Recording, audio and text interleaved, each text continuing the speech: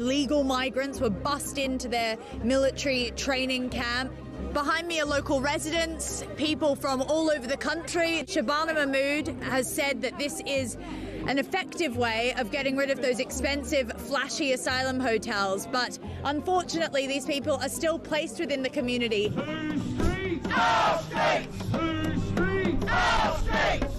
whole town is very afraid because these are unvetted men from countries that are, you know, the government warn us not to go to.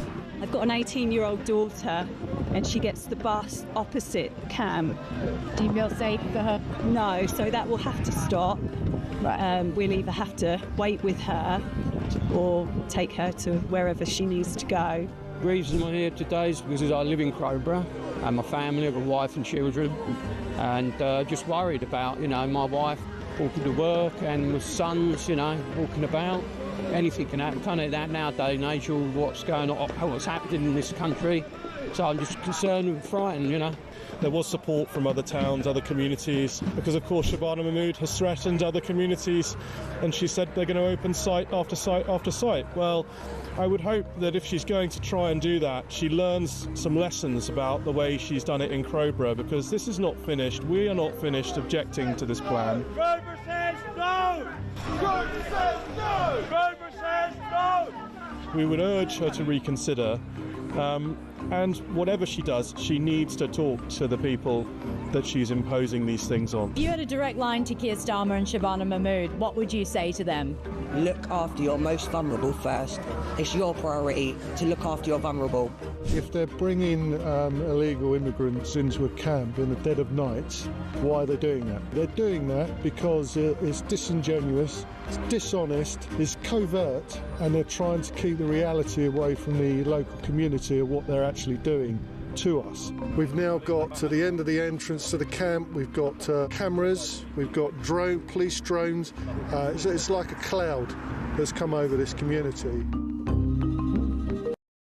Across the UK, on DAB+, on YouTube, on your mobile, and on your side. This is Talk.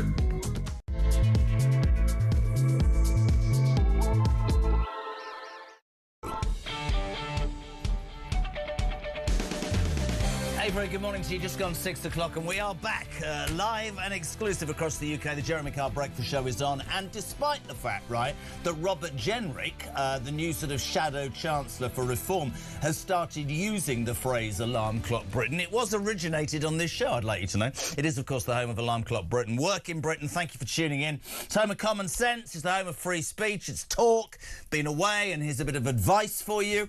If you do think it would be a good idea to have a week off and allow it to half term, think again. I'm more knackered than when I left 7 days ago. Delighted to be back. What a week to have missed as well. So much going on with the Andrew stuff, politically the Chagos Islands. We have got genuinely the most extraordinary show lined up for you today. Prince William, don't know if you saw this, front page of The Sun. Arrived at the BAFTAs last night, said he's not in a calm state. Who would be in the royal family? Andrew's arrest, the fallout continues. 3 views today. Kinsey Schofield in the first hour. We'll talk about what this means for the monarchy long term. We'll have Andrew Loney, who has been a lone voice about the House of York from that book entitled that he wrote several years ago. Almost everything that Lowney has said is coming to pass. Interesting guy. He'll be on between 8 and 9. And Angela Levin, royal biographer, she knows, she's got a finger on the pulse, allegedly. She'll be on after 9 o'clock. Loads and loads about that and this is the other thing, latest development over the weekend, Tom Tugendhat, former Security Minister in the Defence Office, says that Andrew and Mandelson should be investigated for treason for what they have allegedly done whilst holding public office. Tom Tugendhat speaking to nobody today, bar us. He's on this show between 7 and 8, the former Security Minister. Over the weekend, you might have seen this, Nigel Farage was blocked from an aid trip to the Chagos Islands by the government. He went out there to emphasise the point that, you know, Chagossians have been thrown out, Brits want to go there, and was blocked. It was all on social media. Nigel Farage doesn't want to do anybody else this morning, but he's on this show at 8 o'clock. 8 o'clock, Nigel Farage. Get ready for that. And speaking of reform, in a major speech later, Zia Youssef, the newly appointed Shadow Home Secretary, will pledge. And for many, this is a dividing line. For many, this will upset people. He's going to pledge a visa ban on Pakistan and 5 other countries with high Muslim populations that refuse to take back illegal migrants. Some of the press are already jumping up and down and going, 300,000 deportations. This is ice-like. This is outrageous. Zia Youssef is also on the show this morning. Plus, we'll talk about this extraordinary story that I saw over the weekend. The police officer defends Christian preachers' freedom of speech after locals in Whitechapel say, get out of here, this is a Muslim area. We have so much to talk about. And this as well, I had to throw this in. Thank you, Christian, I've missed you. As a new Elvis film is given a trigger warning because he gyrates his hips. And had a bra thrown on stage. I'm asking you this morning, just as a bit of fun, on the old text thing, 87222. What triggers you? So triggering means what upsets you. Tax, divorce lawyers for me, all sorts of things. But what triggers you? I mean, frankly, most people in this building at this time in the morning don't mind a bra being thrown at them. Right, so if you want to be part of the show today, loads to crack on with. The usual number. 0344 499 1000. You can call, you can send a voice note, which we want to get in nice and early, because Christian, frankly, I mean, he prepares it all and then just sits there, right? Just sits there. He shaved his beard off as well. She's at home. So if you want to leave a voice note, 0344 499 1000, and text throughout the show, 87222. Please do start your message with the word talk. There's so much to talk about, and we kick off this morning. How lovely to have him here. A man who triggers me in no way at all. Charlie Rowley, hello, love. Well, what a welcome, and what a week back. Welcome. What a week to be away. Well, yes. But you're leading this week. You're leading this week with. Gutted about it all. Not gutted about it all, because I have such strong opinions about it. I mean, it for a lot of people, this will be going over it. Last night, well, let's start straight away with the Sun. Front page of the Sun this morning, team. Will's I'm not in a calm state. Who would be? I think it makes sense if I stick my neck on the line straight away. I said it in the office. Some people who I said weeks ago he's going to go to jail, Prince Andrew, and Mandelson, Prince Andrew. I'll go further. I think that the public perception, support of the monarchy is draining on a daily basis, which I find very sad as a monarchist. Going to make that point. Really always been very supportive of the monarchy. I fear that the only way that the monarchy will survive is if Prince Charles steps aside, genuinely mean this, allowing his son and Kate with a clean slate, see what I did there, to start again. And I've got an out for him. I think he can use his health. Thoughts? Well, I don't think there'll be people who disagree with you. I think, look, to say that William is not in a calm state is an understatement. It's a typical palace manoeuvre to sort of, emphasise that clearly things are not going well. And he has the burden on his shoulders. He will be king of our great country and the Commonwealth. He's got to take this on, but he's got to hope that there is a family and a royal family still there by the end of it that hasn't had its reputation completely eaten away because of one man, Andrew Mountbatten Windsor, who has clearly repeatedly refused to go to Congress to testify, to give any information that he has about Jeffrey Epstein, that has obviously been arrested for, let's see how that investigation plays out, but for handing over documents when he was a trade minister to friends and having associations with a convicted paedophile, Jeffrey Epstein, who has continued to, as we hear from stories, treat his staff terribly, who still insists on being called Sir, who has had a lavish lifestyle at the taxpayer's expense, but has shown no remorse, no contrition, no understanding of why this is such a situation for the royals. One never knows what's right and what's not, but genuinely, apparently, as he was leaving, Royal Lodge a week ago, he was saying, I'm the Queen's second son, this is outrageous, and still, as you said, expects people to call him Sir. He's brought complete shame, but the issue for me is bigger, right? I'm not defending anything to do with him, he should be in jail, and he might well be in jail for a long, long time. People disagree with me.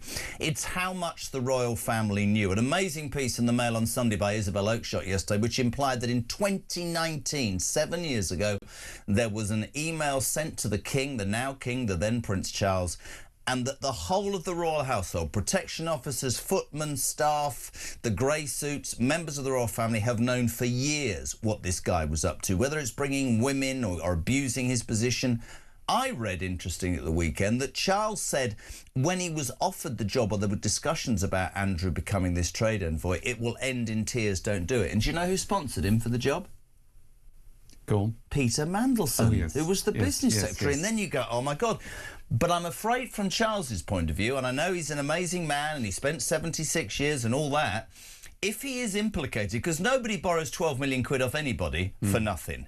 If there was any part of him that knew of this, the pressure's just going to build, because they're going to go, he's still living in a 5-bedroom house with a valet and a chef.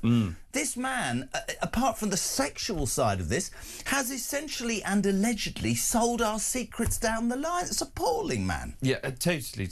And that is what is going to be the issue for the royal household. Is, you know, what did Charles know? The King. I'm just glad now, the Queen's no longer here. I know that sounds terrible. I really am. Well, it'd be awful to see. I mean, this. You know, you can't imagine what she was been if she would have been. You know, if she was here when all of this is playing out. But you're right, and that's why, you know, to come to your central point, you know, a clean break and, you know, a clean slate, having William at the helm to sort of kick things on is something I think a lot of people might be sympathetic with. Love to know what you think of this morning. What do you make of the whole thing? Is he going to jail? I think so, yes, with Mandelson, just my opinion.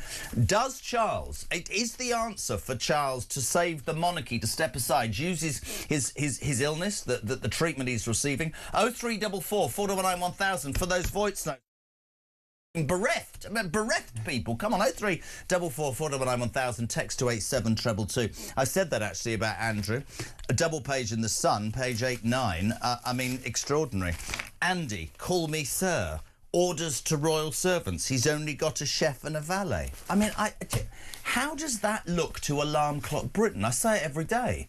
How does that look when you're up grafting? You're just at this moment thinking, oh, God, I've got another 12-hour shift. And that dodgy piece of crap, right? I'm sorry, that's the truth. Is sitting in a 5-bedroom house with a chef and a valet. No good. Yeah. Doesn't look good. No, you're absolutely right. It doesn't inspire confidence at all from anyone. I mean, the only caveat I would say, so when it comes to things like, you know, what did the police protection team know? What didn't they know? What emails were exchanged that might have been asked? We don't know what actually happened. So we've got to be able to, with all of this nonsense that we keep hearing about Andrew, who is constantly in the media for all of his antics. It's not going away. It's not going away, but we've got to, I think, be able to try and separate, OK, well, one rich guy emailed another rich guy to say, oh, I've asked the police protection to guard the door. Did they actually guard the door? Did they do that? Is that just two egotistical rich men sort of having a bit of, you know, thinking that they run the shop? But the problem is, Charlie, it's about optics. And now, in this country, what concerns me, and I thought Dan Hodges wrote about this brilliantly on Saturday, is there's a real seismic shift in people's view, the public's view. It's not what it used to be, and that will drain away unless they do something very dramatic. 613 0344 419 1000. The Crown is absolutely in crisis. But as ever, because I love you, Alarm Clock Brit, what you've grabbed hold of is not Nigel Farage and the Chego signs, not the royal family, not Zia Yusuf. The fact that the new Elvis film has been given a trigger warning, because apparently he gyrates his hips and he had a bra thrown on stage. And I'm asking you this morning, what triggers you? Jezza, the Elvis epic film is fantastic. I had no idea there was a trigger warning. What triggers me is the slogan, diversity is our strength, when clearly it bloody well isn't, says Natasha. Morning, Jez. Good to see you back. Mike from Bryn Mawr. I've no idea what that is. Yeah. What triggers me is Rodney, the son of the tool maker in this Labour government. Every day, scandal after scandal. They make the Tories look like nuns. They have to go. Morning, says Liam. I hope you had a nice break. No, I didn't. It was with my children. I don't mean that badly about my children, but really, how extreme. Can I just salute publicly all mothers who stay at home? Are you sure any of us have any idea, as working men and women, how hard that is? Knackering, man. Knackering. I hope you had a nice break. I love the story about the WPC. Give her a medal. We'll do that. Morning, Jane. Morning, JK. Welcome back. What triggers me? Every time Keir Starmer opens that robotic Dalek mouth and we're supposed to listen to the lies that he spouts out. They should have trigger warnings every time he comes on the TV. And I'm just getting it in before everybody else does. There's the thought. 6:15 in the morning. She was first. 0344 499 1000. Let's bring it to another major issue for Keir Starmer, which is the Chagos Islands. Over the weekend, Nigel Farage does not miss an opportunity to basically push home an advantage. I see that. He is on the show, by the way, from 8 o'clock. Got a question for Nigel, be here. Was blocked from an aid trip to the Chagos Islands by the government. Right, let's just have a listen. This is him explaining to you, Pete, what his mission was. Go. Here in the Maldives, it's Saturday, and 200 miles over there is Ile-de-Quoi, British territory that has now been settled by British citizens, and yet the British government is doing everything it can to get those people off the island. You can see over here, in the distance, that's the boat. It's come back to the Maldives. It's going to be going back with frankly, medical kit, humanitarian aid, food, etc. And we're doing that because it's the right thing to do. The British government are applying pressure on the President and the government of the Maldives to do everything within their power to stop me getting on that boat and going to the Chagos Islands. Now, It's extraordinary, isn't it? Because this deal with the Chagos Islands, which, can we just take Nigel out of it for a moment and just say, I don't understand. So there's a piece of sovereign territory. Diego Garcia is an incredibly important military thing for both the UK and the US, right? And we're going to give it away, right? You know, this human rights, I'm sorry about the colonies. But we're also going to give them 16 billion quid when we're on our arse. In fact, the whole thing's going to cost 35 billion pounds. Trump's sort of gone up and down, but because he was denied access, I think, to some air bases last week, he's now going to pull the rug. That's going to cost the British taxpayer again, because this will be a U-turn. You know that, don't you? It's going to cost billions again, Charlie. Billions. Well, this is the extraordinary thing. I mean, how can anybody still want to pursue this deal when everybody, literally everybody, has said what a disaster it would be, why it shouldn't go ahead, how important that piece of the world and territory is for UK, US, Western security. And what is it? Is it the human rights law thing? We've got to give territory back. We're horrible people, the Brits. Is that what it is? Yeah, totally. And the idea that, there's some sort of, injustice and it shouldn't be ours, the threat of sort of of colonisation still haunting over this. Don't you use that word. Sir Jim Radcliffe used that word. He got absolutely slaughtered, man. It's but that's the view of the left, and that's why they feel it'll be it's justice taking its course, that we have to give back or at least sell what would be off our what is British territory at the minute, but at a cost of 35 billion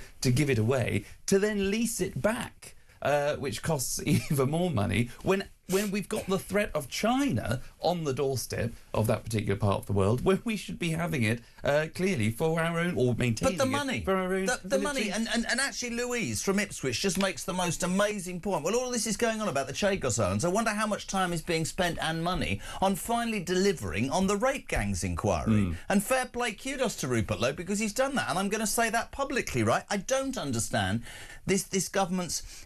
I get the fact that they're all left-wing lawyers and want to do the right thing, but your own people, right, Starmer, are really, really struggling and are hacked off to the fact that they're 28th in the queue, and that's not getting any better, is it? Yeah, totally. And you talked about optics earlier on. What kind of optics do you think it sends a message when people who are actually arriving back in the Chagos Islands, only to be served with a letter immediately to say you must leave, when we can't even deport people that come into this country illegally? We can't get rid of them, but all of a sudden we're able to issue these letters and notices to people. Farage was denied entry, right, to the Chagos Islands very, very quickly, but you can come into the United Kingdom and get bloody everything. Talking of which, major reform rally, was sort of party, sort of press thing this morning with the newly appointed Shadow Home Secretary Zia Yusuf, who is on the show this morning. He's going to pledge a visa ban on Pakistan and 5 other countries with high Muslim populations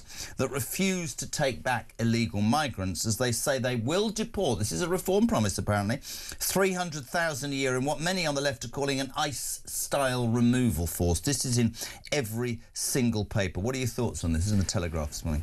Well, I don't think it's that at all, and I think we'll get all the details later on, but I think it is perfectly legitimate and perfectly sensible, frankly. When you hear so often prime ministers and ministers say, well, you know, we try and instruct the civil service to do things, we feel we don't have the levers to pull on things, this is actually saying it as it is to other countries, to say, look, if you do not accept people from your own country that have come to the UK illegally, we are going to put a ban on other people from your country coming in. We are going to block things from your end where you actually need us more than we need you. In fact, we don't need you at all. To be perfectly, what have we got to do with Eritrea? And how do you answer the people who say this is just fundamentally wrong? It's racist. It's far right. What's your view of that? I would say to those people, and I would imagine that they are in left constituencies or Labour constituencies, that you've got to listen to your own constituents. Listen to the people of Alarm Clock Britain who might be working class Labour. They've been Labour voters through and through for all of their lives. They wake up, they go to work, they play by the rules, they do the right thing. They are the people that you should be standing up for and defending, not overriding their rights, not taxing them to give benefits to people that come into this country illegally, that throw their passport over into the water when they get here, where they don't you don't know where they come from, what their age is, they've got a beard longer than mine, but they claim that they're 18 or younger. Or they're a woman. They're a woman. With a beard. They could be anyone. You know, Yeah, and we just roll over and say, yeah, you're right, and say, we'll give you absolute... No, it's about fairness. And who's not being treated fairly? It's the British people. I completely agree. 6:21, we're back with the Jeremy Kyle Breakfast Show. You are waking up on Monday, the 23rd of February, to the news that Prince William last night at the BAFTAs saying, I'm not in a calm state. How can he be? The royal family really in peril overnight. Well, over the weekend, ex-Security Minister Tom Tugendhat saying that he thinks Andrew and Mandelson should be tried for treason. Tom will join us after 7 o'clock this morning. You've heard all about the fallout from the Chagos Islands. Will it be U-turn number 5,321, which is going to give away 35 billion?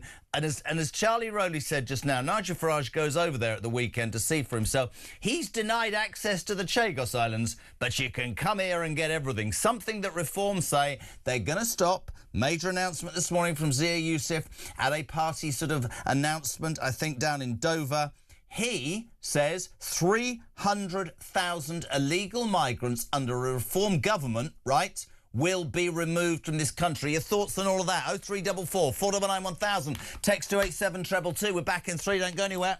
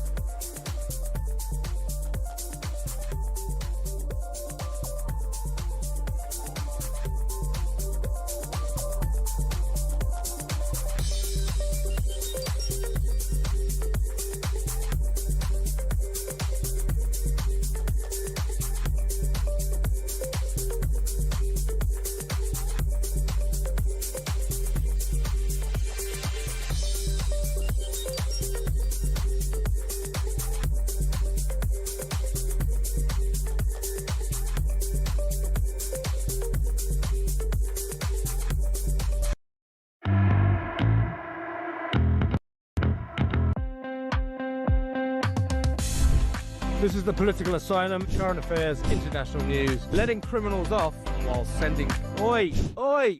You shut up! I'm trying to record something. Stand by for 3 powerhouse hours of breaking news, challenging views. I don't give a flying damn about international law. I think people will viscerally reject this.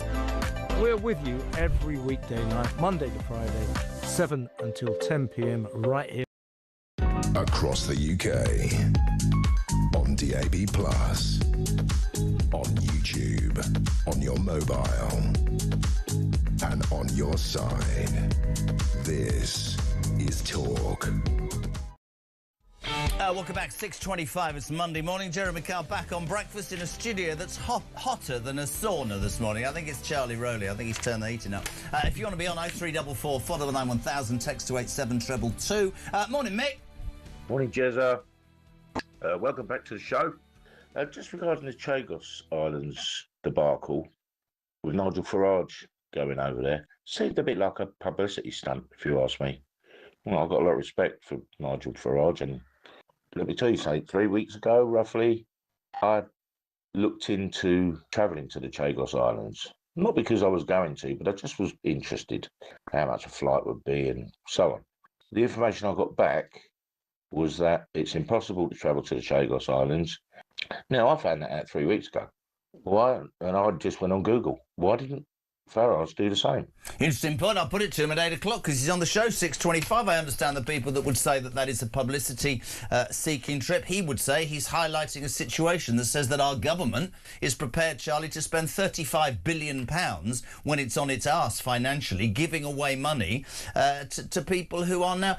Has anybody forgotten that point? That the Maldivian people, as a result of this financial, softener from the British government, will not pay any income tax for a year. And you talked about a word before the break about fairness. That's not fair at all, is it? No, exactly. And I think, look, if it is a publicity stunt, that people might see it as that, but I think, in this day and age, politicians have got to be on the ground. They've got to be visible. You've got to highlight these issues in the best possible way. And I think going over there and seeing what is actually happening is something that we can all learn from. Margaret says, are you changing sides?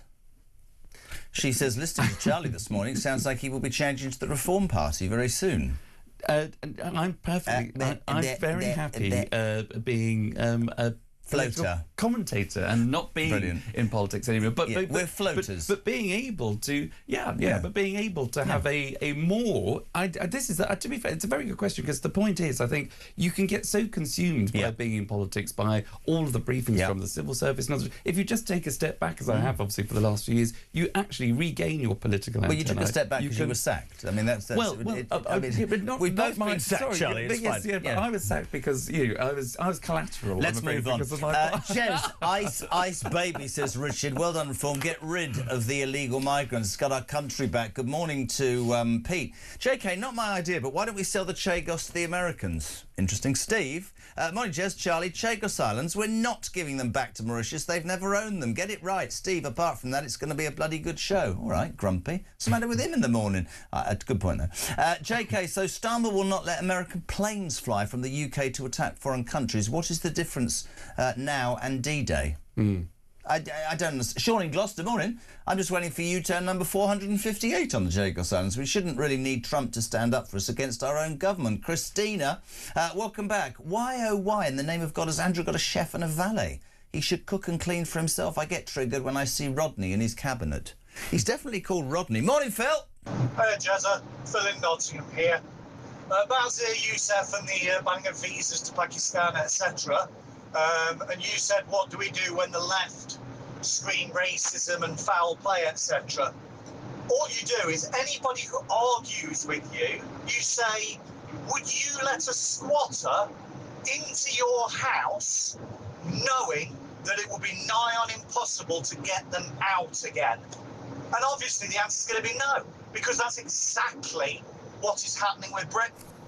Couldn't agree more. 6:28. There was a story over the week, and I've got to play this clip. You said you hadn't seen this. We are finally going to salute a police officer. Let's make the point. It's really easy to criticise the police in many instances. It does come from above. But this particular police officer, a Christian preacher, was in Whitechapel talking about his views and asking people to listen. He was attacked and told this is a Muslim area, and a female police officer defended his freedom of speech rights after the locals went for her. Have a watch of this. This is extraordinary footage from over the weekend. I hear what you're saying. In this country, we have freedom of speech, the same way you guys have your freedom of speech. Now, you guys don't need to see eye to eye, and you don't need to agree, and you're all more than welcome to stand here and have conversations with them. But they're not being aggressive. They're not. Someone will come here, hear this, you never know, he might get smashed up. What's the thing? That's their risk. That's their risk. I told the police because on the way I heard them say an offensive word about the religion. I ignored it. I came back. On the way, he's talking about a prophet. Then he's like a donkey. So he clarified to one of your friends what he said. Yeah, but it's like no. You know, if I could misunderstand the word, but when hundreds of people are stopping, because what he's saying, there must be something wrong. It's contentious though. Yeah. It's a contentious area. So why is he doing that? Yeah. He has the right to do it. What's the moral of the story? Is he allowed to do whatever he did? Yes.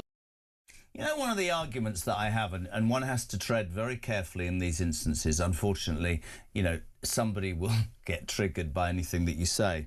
I was talking about this to my son yesterday. I have no problem with migration over the years that has created people in this country who have built businesses and employed people and have embraced this country and learnt the language and given something back, and more than anything have felt pride in being part of the United Kingdom. But once you get segregated areas, this is a Muslim area, this is a white-only area, this is a West Indian-only area. That is the beginning of the end. Fair, absolute play to that female police officer who probably, in my humble opinion, will be taken from her job and put behind her desk for daring to have the common sense to say what we're all thinking. Listen, mate, I don't care the colour of your skin or your religion, but it's a two-way street here. And if you're going to tell me that you have a right to spout whatever you want to spout, whether you agree or disagree with that Christian preacher, he's as much right as you've got. No? I think you're absolutely right. And if it's the West Midlands Police that will be deciding that wonderful police officer's fate, then no doubt she'll probably be behind a desk, because of the way in which that police force has been consumed by one particular, as you say, community. And that's, I think, this is what people, I think, really want to get to the bottom of when they say, look, you know, they want their country back, because they don't recognise a country that has been successfully built upon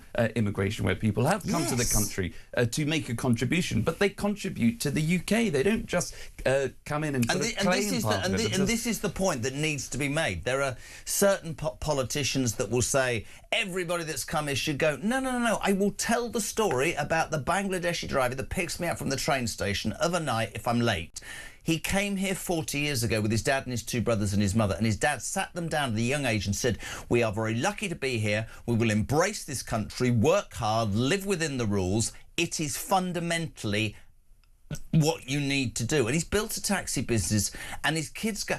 And he's more appalled, and I want to say this to all the leftists, he's more appalled about illegal migrants breaking into this country and being treated better than him than I am, Charlie. It's not about the colour of your skin. Migration has worked for hundreds of years, but you can't flood your country with people who know... Well, actually, let's go further.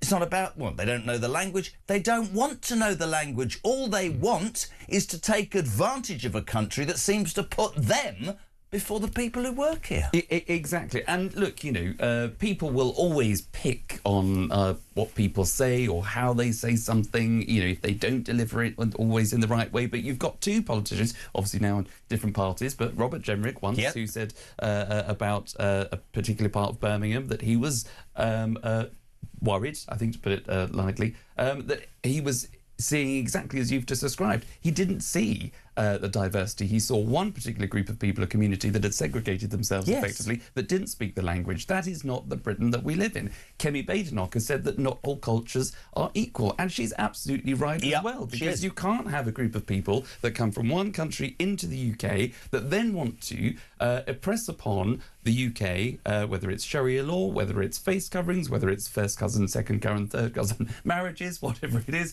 you know, a particular way of life that is not adhesive and not Western. It is not Britain. And there's the point. And I always want to say, it's like with the visa situation. I worked in America for 3 years. It was so hard to get a visa. We do not make it hard. In fact, we go the other way. It's like diversity in its entirety. If you run a business or a company nowadays, I mean, I keep saying this to my 22-year-old daughter who thinks she knows everything about the world. When you've been turned down for even a response to the first 200 CVs you send off, despite your first-class honours degree and my pride in you, you might turn round and say to me, diversity's gone wrong. It's gone too far the other way. Migration has worked for years, but what we've got now is a system that is out of control. And if you've got a Muslim area in Whitechapel saying this is a Muslim area, that is absolutely as outrageous as people of colour who say, I don't feel I should go there. All of it.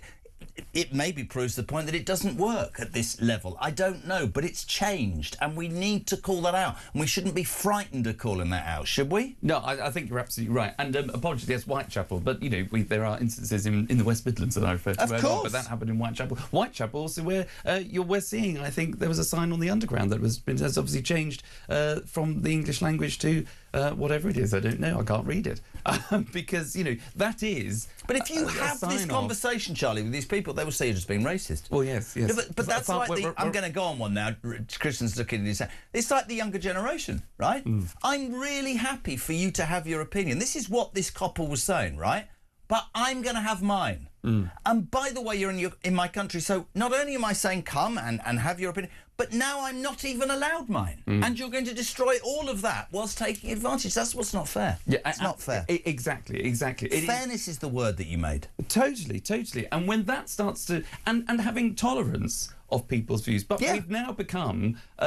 too tolerant of intolerance, actually. We've become tolerant of intolerance. So that's a bit deep. So we have allowed particular cultures, whether it's particular religions, to obviously fester in particular parts of the UK, where there are cultural activities that take place, like the rape gangs, the grooming gang scandal, where everybody felt unable to talk about it because we had to tolerate. I will go back to the boss that 3 years ago on Drive Time, one of the senior police officers in Rotherham, I think it was, or Rochdale, said to me, and I quote, I said, why has it taken you 8 years? And he said, well, we have had to tread carefully because we don't want to stir up different communities against each other. Oh, I see. So we're now at a point where young white English girls, fact, of 8 are being raped, and we don't want to seek justice because that might upset somebody. And you know what you said earlier? I'll say this as well. To the people that jump up and down, if that was your 8-year-old daughter,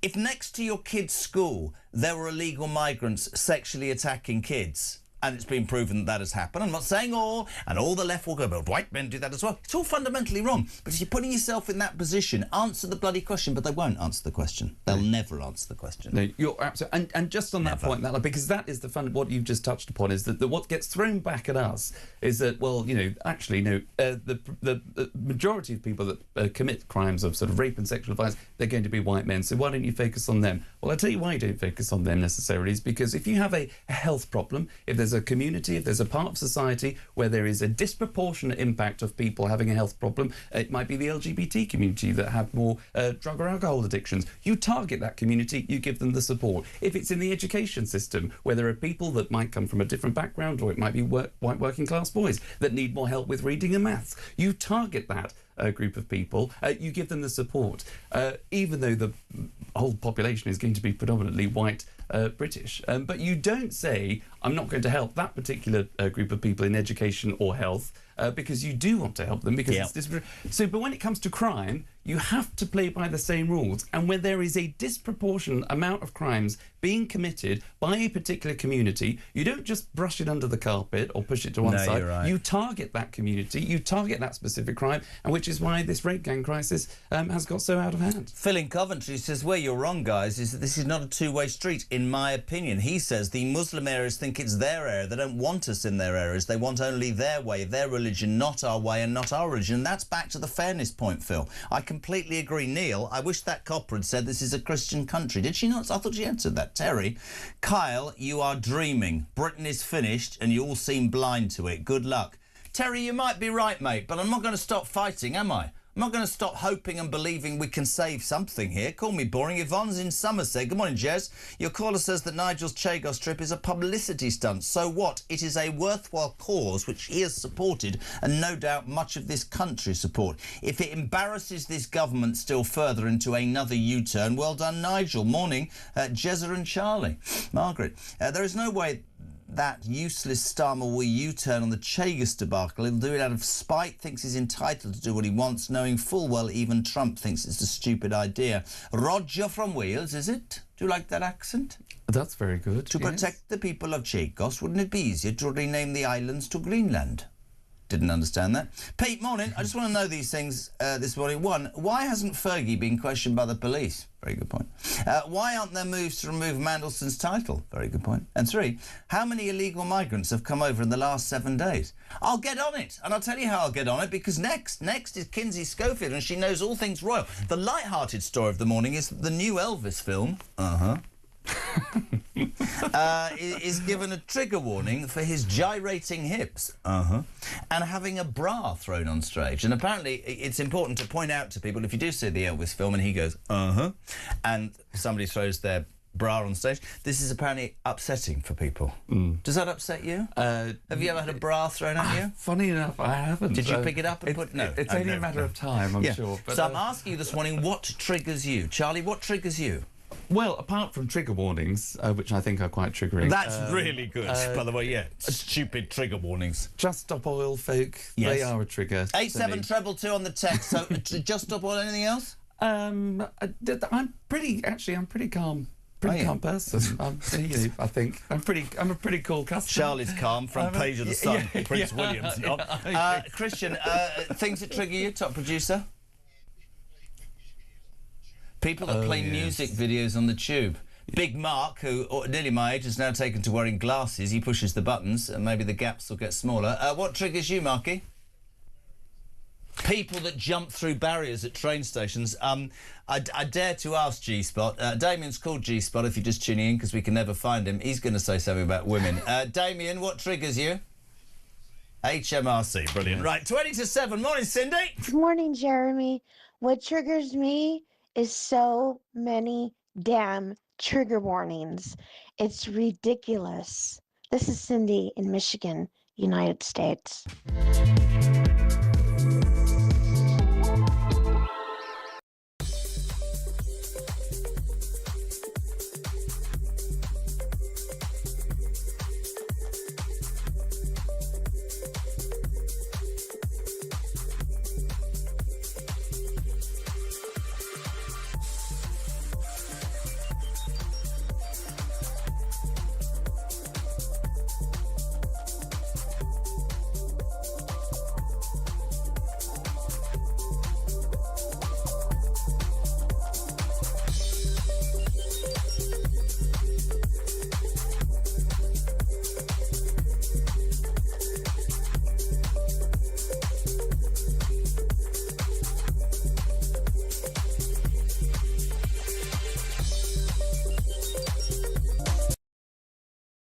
Across the UK, on DAB+, on YouTube, on your mobile, and on your side.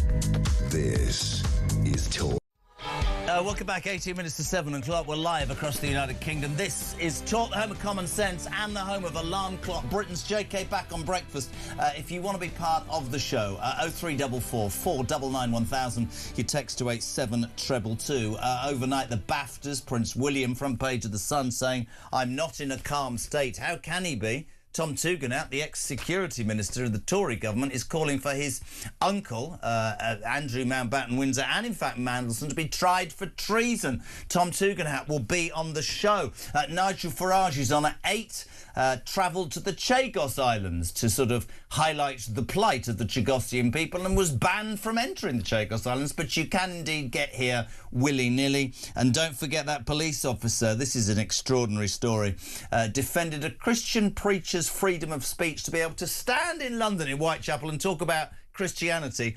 A whole bunch of men, Muslim men, said, "Get out, this is a Muslim area," and this police officer literally said, no, freedom of speech is two-way. Morning, Pete. High praise for that female police officer. Good on her, because she was very brave going out there confronting a group of men like that. Very brave. But let's put this bluntly. This now shows, right, that these people do not want to integrate, do they? This is a Muslim area. No, this is Britain and that was London. The whole place is British. There you go, 0344 499 1000. Right, we'll cross to the United States of America, because no Jeremy Carr breakfast show is complete without the First Lady of Royalness. Does that sound right? Kinsey Schofield, hello. You know, I'll take that nickname over G-Spot any day. There you go. I don't know what to say. Hello to the wife who's listening as she tunes in to see Kinsey talking about her G-spot. Listen, can I just say, well, some sort of G-spot. Can I just say, what a dreadful week for me to take the week off, honestly, for half term. I knew you were on vacay, but I wanted to message you all week. I was like, how many times are you going to tell me I told you so? I'm going to go further today. I want to put this out there to you straight away. We can talk about William last night at the BAFTAs. We can talk about Tom Tugendhat. It's an ongoing investigation for Andrew, and we have to bear that in mind. I notice or believe there is a change, Kins, amongst the British public. I am a self-styled monarchist. I make no apology. Everybody knows the old man worked for 40 years for the Queen Mother, but I sense a shift, and I fear that that shift will not be reversed unless one thing happens, which I didn't think I'd ever say, which is that the King might well have to step aside to allow William and Kate with a clean slate to start again, and I have the perfect out for him. He can use his illness, can't he? I mean, there's no doubt that William and Catherine are untarnished, that they are sparkly, clean, new. There's hope associated with them, but if you are as much of a monarchist as I am, JK, you know that the crown is divinely ordained. Being king isn't about personal achievement. It's not a promotion you get based on good behavior. It's a sacred responsibility assigned by God, not by public opinion or by the choices of your little brother that no one can stand. Abdicating because of scandal would make it look like divine appointment depends on someone else's behavior, and it simply doesn't. I completely get that, and I would have said that all my life, but the little brother, the problem is when you wake up every day to Andy still demanding that he's called a sir, orders to royal servants, he's got a chef and a valet. When you look, and you will know this from the United States of America, when you look at how this country is and the situation many people find themselves in, that unfairness tag that Charlie and I were talking about earlier just keeps reverberating. The thing for me is, I know that King Charles, through every sinew of his being, believes in the royal institution. If it was put to him that the only way... Because, let's be honest, Kins, I haven't spoken to you about this. Are you telling me he and his mother didn't know the 12 million was for what it was for? Because he's implicated. We can dress it up how you want. I'm a royalist, but the people in this country are going, come on, mate, you don't give your brother 12 million quid for nothing. No, he did say through, I think, the Telegraph that he did not have anything to do with that payout. Did you know that? Yeah, I did, and I'm not taking the opposite view deliberately. I see something that I've believed in crumbling in front of my eyes, if I'm honest. Well, let me ask you this. When Edward was partying with Nazis, why didn't we demand King George VI step down? I mean, Andrew Mountbatten's Windsor, his actions are his own actions. They do not reflect on King Charles. His judgment, his leadership are his character. I think blaming the king for his brother's misconduct confuses individual responsibility with family ties. Stepping down over someone else's scandal. But what about what about what Isabel Oakeshott wrote yesterday in the Mail on Sunday? And if you're tuning in, we're not arguing, we're having a debate because it's really important. Isabel wrote that a whistleblower, and it's all over the papers here today, there was an email in 2019 that the royal family, King Charles and the Queen, were made fully aware of the reservations about him in terms of the trade envoy, giving away stuff, taking advantage in his behaviour, and it was swept under the carpet. So whilst I agree with you about the crown is ordained and another man's mistakes are not yours, the question here now is, what can he do to convince his subjects that he did enough? That's where we're at. Well, when I initially saw that story, I was reminded that it happened in 2019, and here we are in 2026, and the king still does not have a cellular telephone. So you're telling me that we can guarantee with every fiber of our beings that someone sent an email to King Charles's attorney, and we know that Prince Charles at the time witnessed that email, digested that email. This is a man that still doesn't even have a flip phone. His own son complains about not being able to get a hold of him, and we're expected to believe that this one email was on his radar. I need to hear it from him, although he's not in a position because of the investigation to speak. Well, now that's very interesting because that's sort of where I'm at, and we've come full circle. I want to hear from him. We all remember what happened with the Queen when Diana sadly died, and she stayed in Balmoral to be with the boys, and that was perceived as wrong. Her subjects wanted to hear from her, and when she eventually came down to London and spoke, the whole thing changed. I understand as well as you do that it's a police investigation, but I'm just telling you what the people in this country are feeling, and they somehow want more from their king. Maybe it's not abdication, maybe it is addressing the nation. I don't know. Maybe he's in a terrible position, but I go back to 2019, whether he got that email or not, right?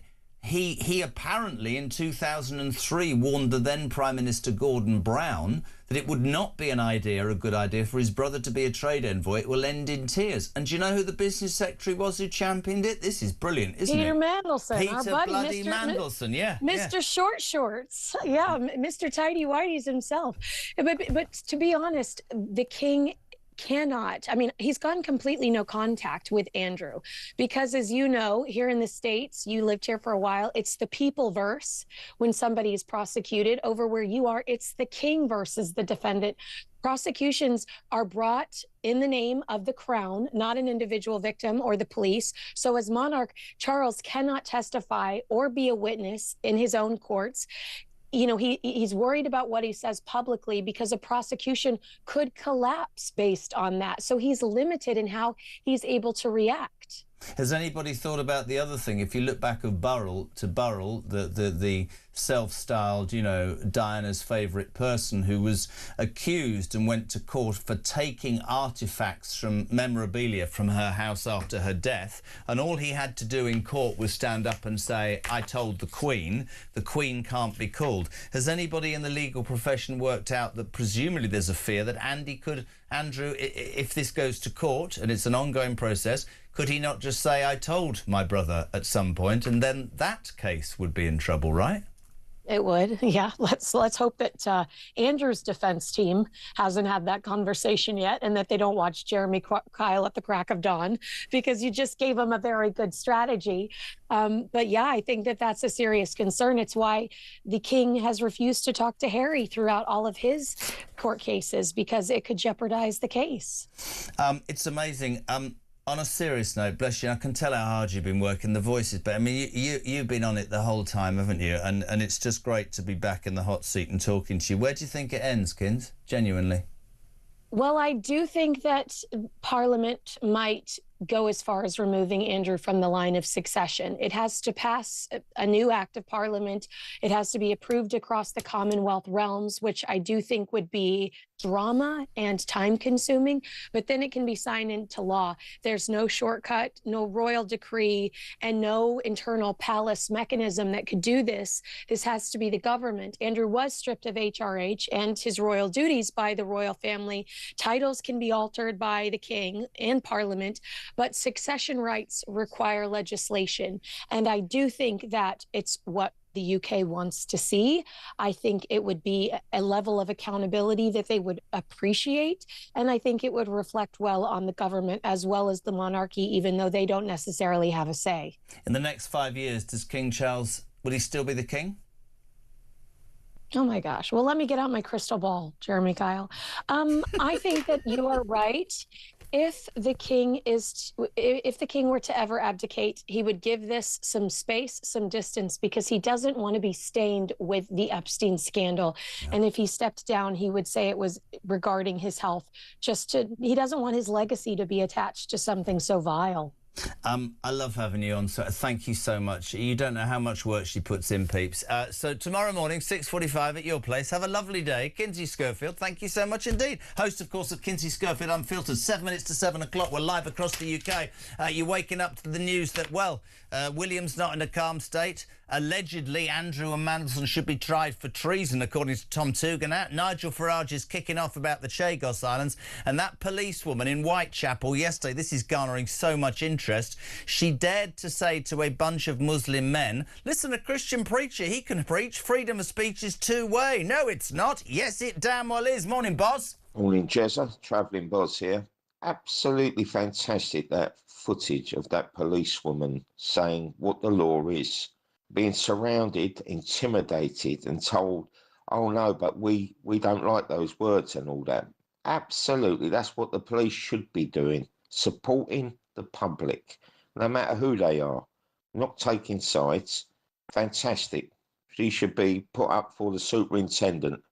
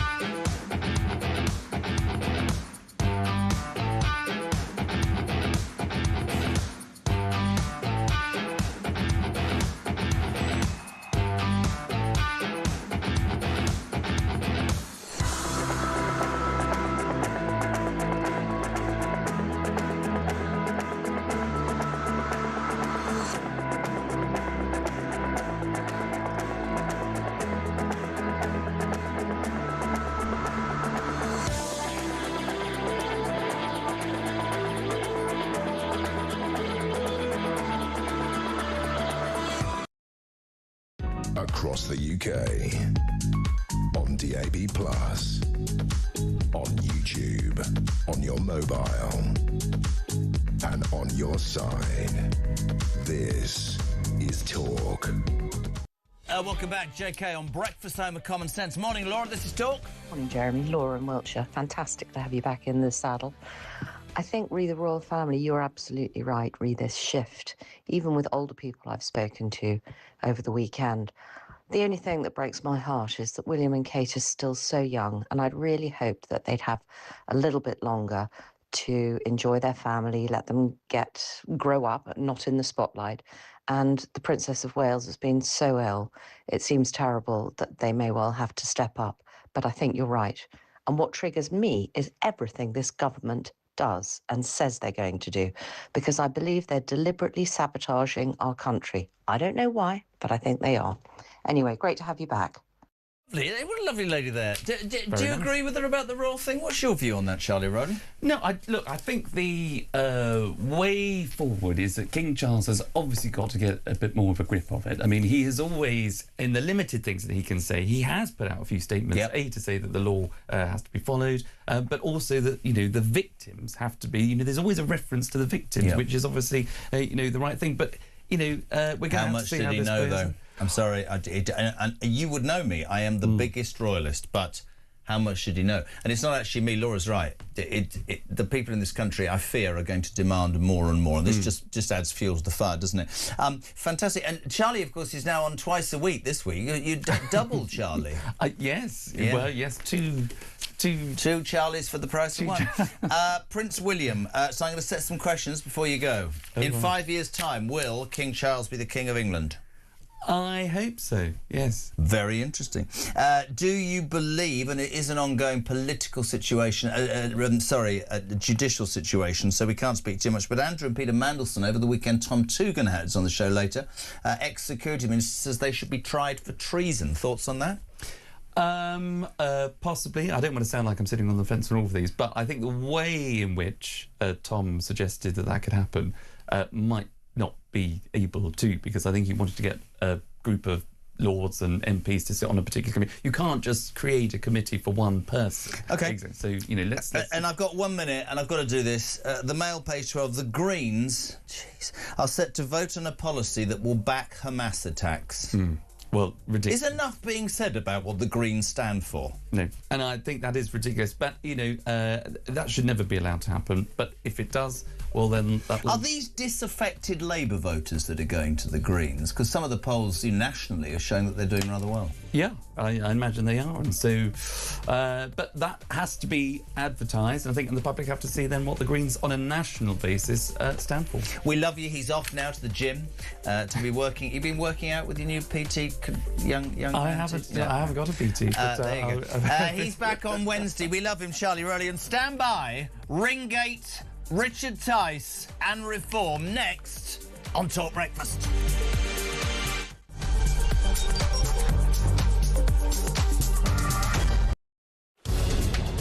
Labour MP, they say, listen, Keir, your position is untenable. This is all about appointing that rat, Peter Mandelson. We've now had another resignation from number 10. The plot is sickening, the noose is tightening. His failings are internal. He's useless, incompetent, has no political judgment. This is all part of Starmer's reset, getting rid of his inner circle. So Chris Wormold, we think fairly reluctantly, has stepped down. What an absolutely crazy week for Keir Starmer. His second cabinet secretary, gone. His third chief of staff, gone. His fourth director of communications, gone.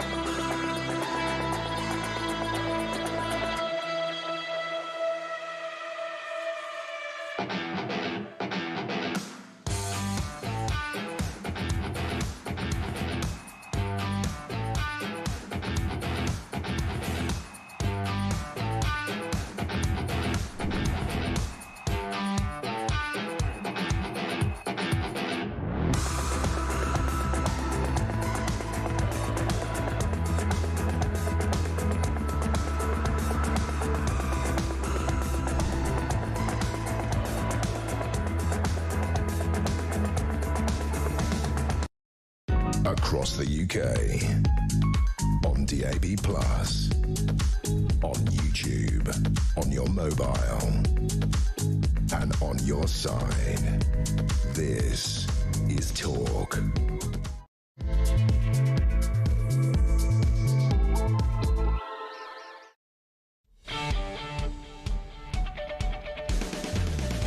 Welcome back, just gone 7 o'clock, and welcome to Talk Breakfast, the home of common sense, the home of alarm clock. Brit and JK back in charge, and we are live across the United Kingdom. So much in the news, so much you're waking up to. Prince William last night at the BAFTAs, when questioned, said he's not in a calm state. How can he be? That ongoing investigation, day 4, the police combing Andrew Mountbatten Windsor's homes in Norfolk and indeed in Windsor. It's an ongoing judicial situation. We can't get into too much detail, but last last night. Tom Tugendhat, the Security Minister, said that he believed that Mandelson and Andrews could or should face treason charges. We'll talk about that with Tom this hour. Nigel Farage over the weekend off to the Chagos Islands to highlight what was going on out there, the ridiculously expensive and immoral giveaway of British land by Starmer that's going to cost the British taxpayer 35 million quid. Here's the irony.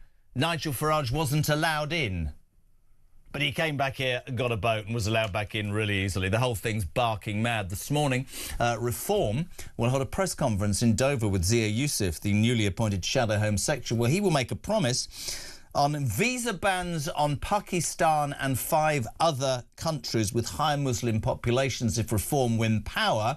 And he says, irrespective of the people that will jump up and down, Reform guarantee to deport 300,000 people in an ICE-style removal way in the first year. And the other big news story, which is causing huge response, the video over the weekend of that female police officer confronting several Muslim men in Whitechapel who'd said to a Christian lay preacher, this is a Muslim area, we don't want your crap. And she said, freedom of speech works both ways. Morning, Daniel. Jezza, good morning. It's Daniel from Epsom here.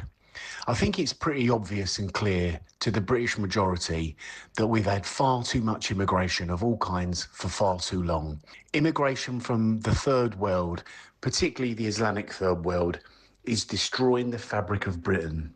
It's ruining our country. It's ruining our home. We have 72 million people trying to use an infrastructure fit for about 50 million people. There are millions of people flooding into Britain for a better life, but it's at the detriment of ours. I want mass deportations.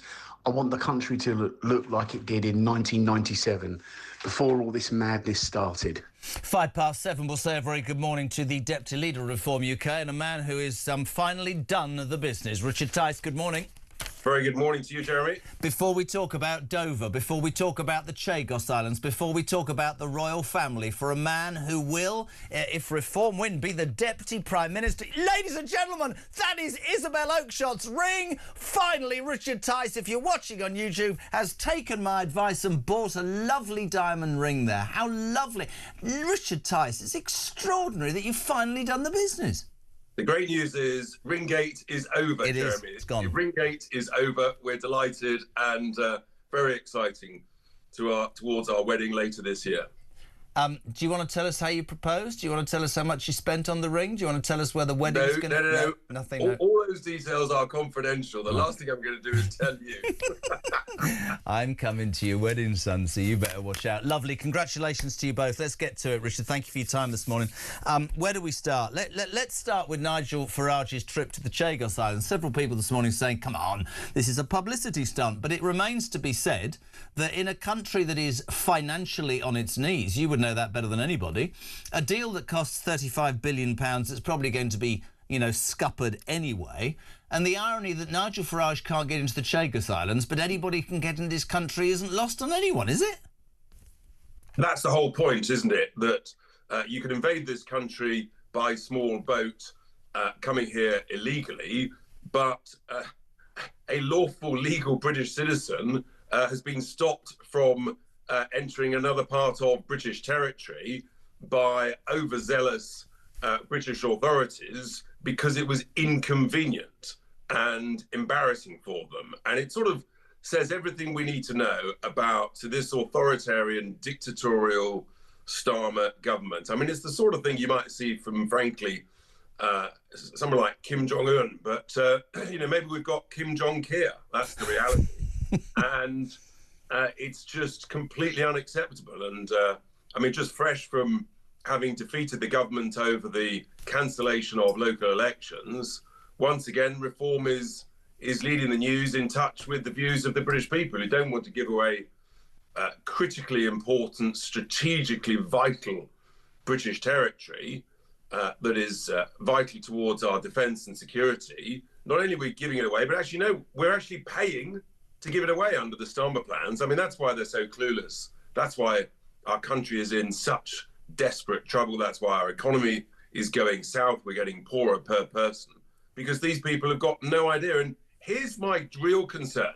Because this deal on the Chagos Islands is so illogical, it lacks any form of justification. You have to sort of ask yourself, if you don't understand something, follow the money. And I want to know, and I think millions of people want to know, who's making a great deal of money out of this trade. I don't think it's just the Mauritians, but we do know the Mauritians are very close to the Chinese, and we know that the Labour Party is kowtowing to the Chinese communist regime wherever and whenever they can. So what's the money flow?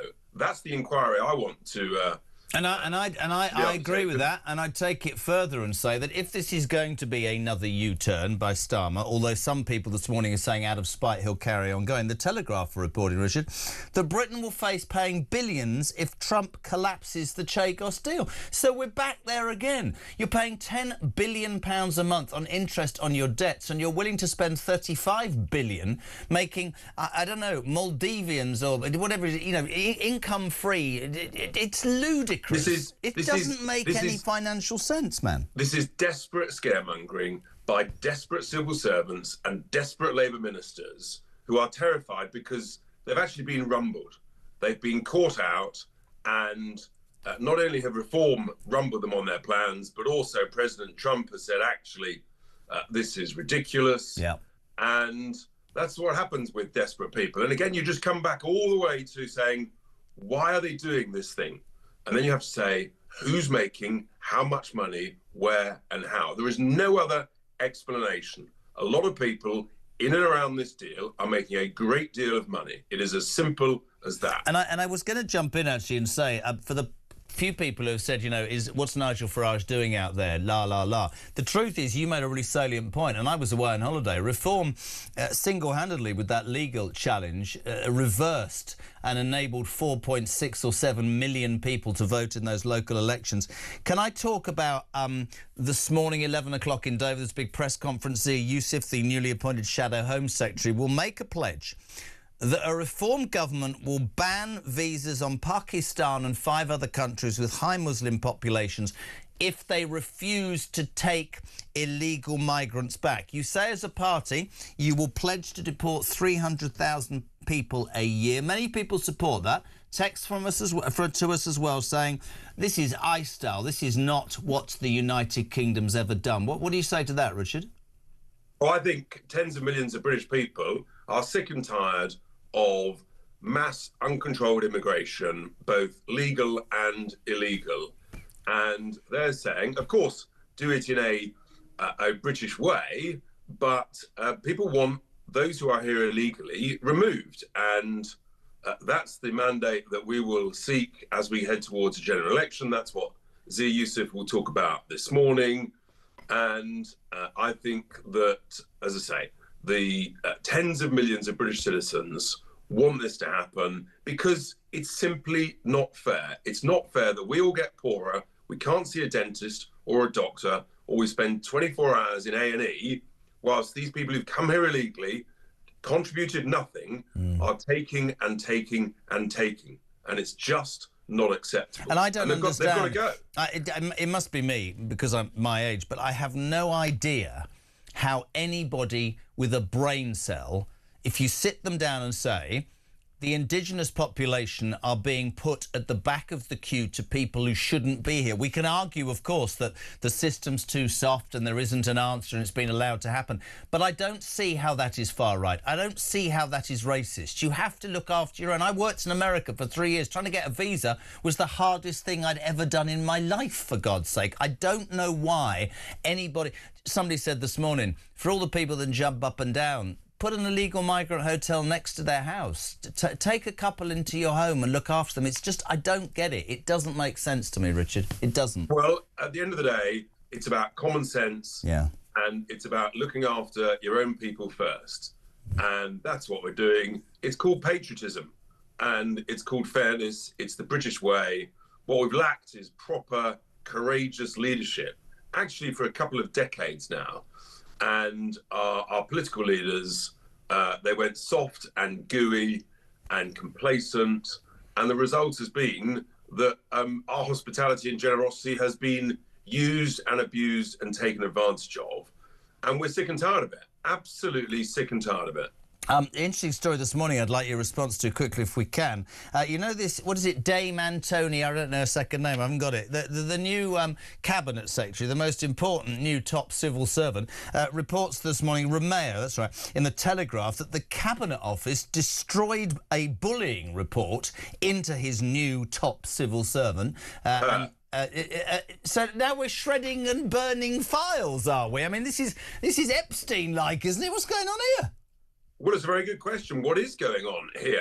And again, you sort of think, who's trying to cover up what in order to protect things? And it comes all the way back to, you know, the lack of judgment of the Prime Minister and his determination to push ahead with incomprehensible decisions and just to sort of ignore the evidence. And when you hear that they're actually sort of breaking in, stealing reports, hiding them, who knows, ripping them up, throwing them in the bin, who knows? I mean, it just utterly beggars belief. It really does. And you're right about his judgment, because we're back there again. I mean, whether it's Chagos or anything that doesn't make common sense to the rest of us, he seems to follow through with. Chagos makes no sense.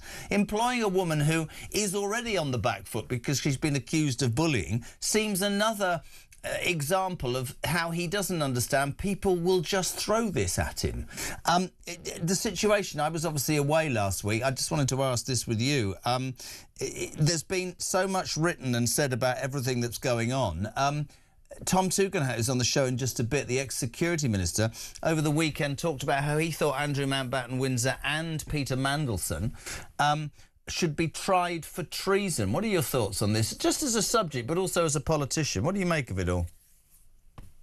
I think this is going to run and run. And obviously, you know, the matter of charges is something for the Crown Prosecution Service, but the allegations are incredibly serious, amongst the gravest, and essentially insider dealing, selling valuable information, British information, sort of government information for cash. I mean, it doesn't get much more serious than that. And yeah, as I say, I think the police have got a massive job on their hands, both with regard to Peter Mandelson and with regard to Andrew Mountbatten-Windsor. And who knows, one or both of them, they may well end up spending time behind bars. I mean, the whole thing is so shocking. But the British people want answers. We want some transparency, and there must be no form of possible cover-up whatsoever. Completely agree. Listen, 7:15. We congratulate you that Ringgate is over. If you need any help with the honeymoon, let me know. Richard Tice, Deputy Leader of Reform UK. Good man. 7:15. Morning, Ben. Morning, Jeremy. Ben from Birmingham. Great to have you back. With regards to Charles and Andrew debacle, if it weren't for the fact that Charles was so poor as the leader of the Christian church, failing to recognise our religious holidays continuously, whilst propping up and pushing forth the Islamic ones constantly as a priority over ours, and not supporting his indigenous people, maybe there wouldn't be such a massive backlash for the fact that he clearly knew more about this Andrew situation, and for a lot longer than he's making out.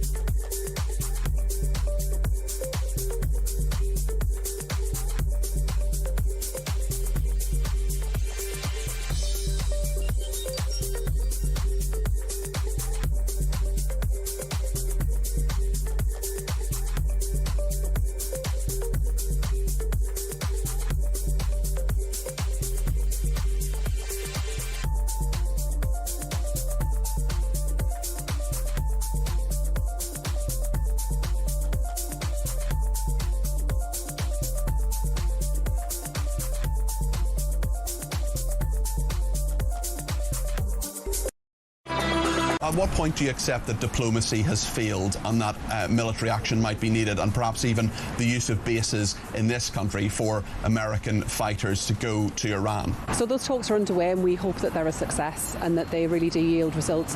I can't comment on hypotheticals as to what might or might not happen into the future. You know, government ministers don't comment on potential military operations or what that might involve. I mean, the only people that would benefit if we were to do so would be our enemies. So I can't do that, but I can be clear that, you know, we want to see those talks go well. Across the UK, on DAB+, on YouTube, on your mobile, and on your side. This is Talk. Welcome back, 7:20. This is Jeremy Kyle on Talk Breakfast, home of common sense. You're waking up to so much news about the Chagos Islands, about Nigel Farage being blocked, about Prince William saying he's not in a calm state, about the reform speech today from Zia Youssef that will say we will deport 300,000 people a year.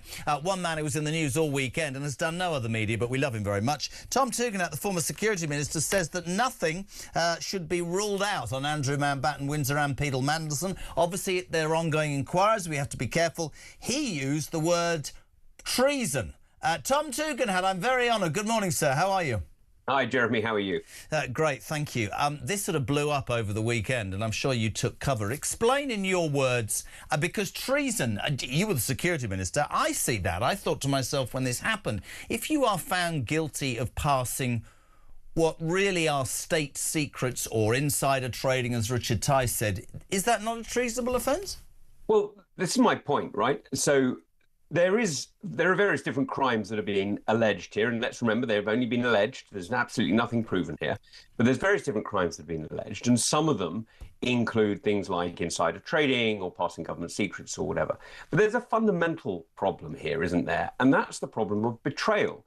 You know, if you betray your country, if you betray the British people, then that in itself is an offence as well. And it's an offence because we all know that what it means that we can't trust each other. It undermines trust in our government, in our system, in our royal family, in our diplomats, in our soldiers, in whatever it happens to be. And so it's a really serious offence. And that's why I didn't actually accuse these two of it. I just said we need to look again at our treason laws, because it is possible that that might have come into effect. Now, it won't, for the very simple reason that our treason laws are about 700 years old, they're 1350, something like that. And so they're not really fit for this day and age, and they would need massive updating. But I'm just asking the question, what does betrayal mean? Because we saw that leader of reform in Wales, he got 10 years for being a parrot for the Russians. Why didn't we use treason laws there? Why didn't we update them after that? You know, there's a real question here about betrayal in our country, and what does it mean? And it's interesting. There's no, again, you make the point, it's a very salient point, that these are ongoing investigations. It's difficult to go into too much detail. But whether it's Andrew allegedly passing information, I mean, I read some of the stuff that Epstein could have spent money and invested money in certain areas that he knew were of interest. Mandelson, who I found out at the weekend, I mean, listen, I'm allowed to say dodgy. He was the one who stuck his neck on the line to get Andrew the trade envoy's job, when even Prince Charles at that point was saying this is going to end in tears.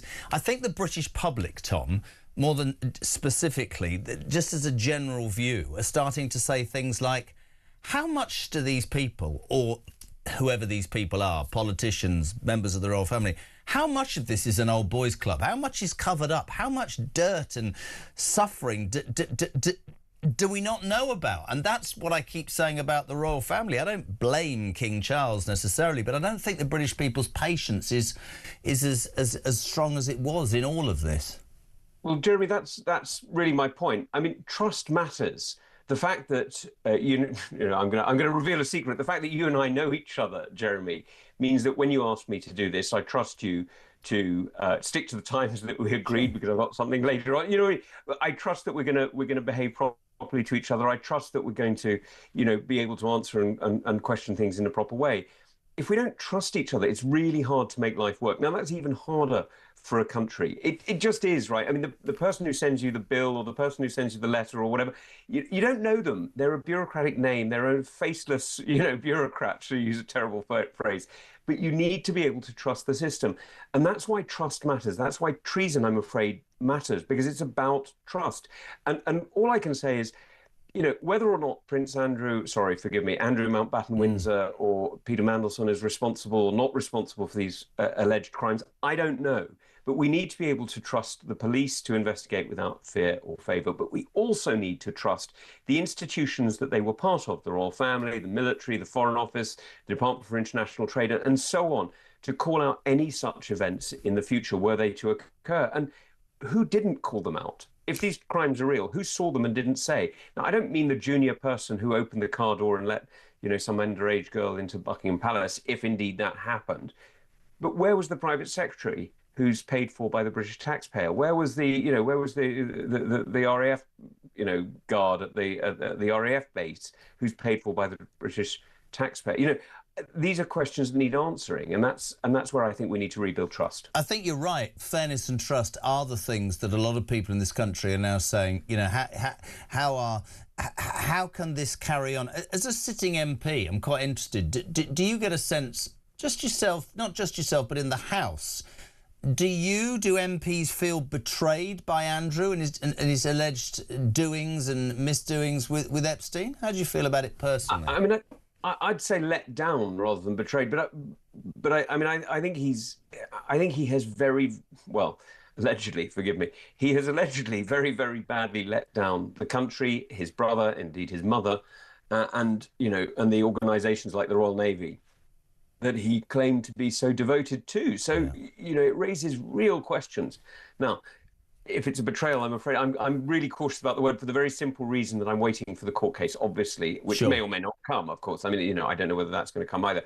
But I just don't want to prejudice anything. I don't want to damage any case that may or may not come. So completely. But I think it's definitely a very, very serious loss of confidence, loss of trust, and you can go further from that if you choose.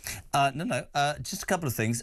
This is an astonishing story that rose over the weekend. Cabinet Office staff allegedly destroyed a copy of a bullying investigation to the head, Starmer's new head of the civil service, after breaking into a safe. The safe was forced open by the department's propriety and ethics team in 2022.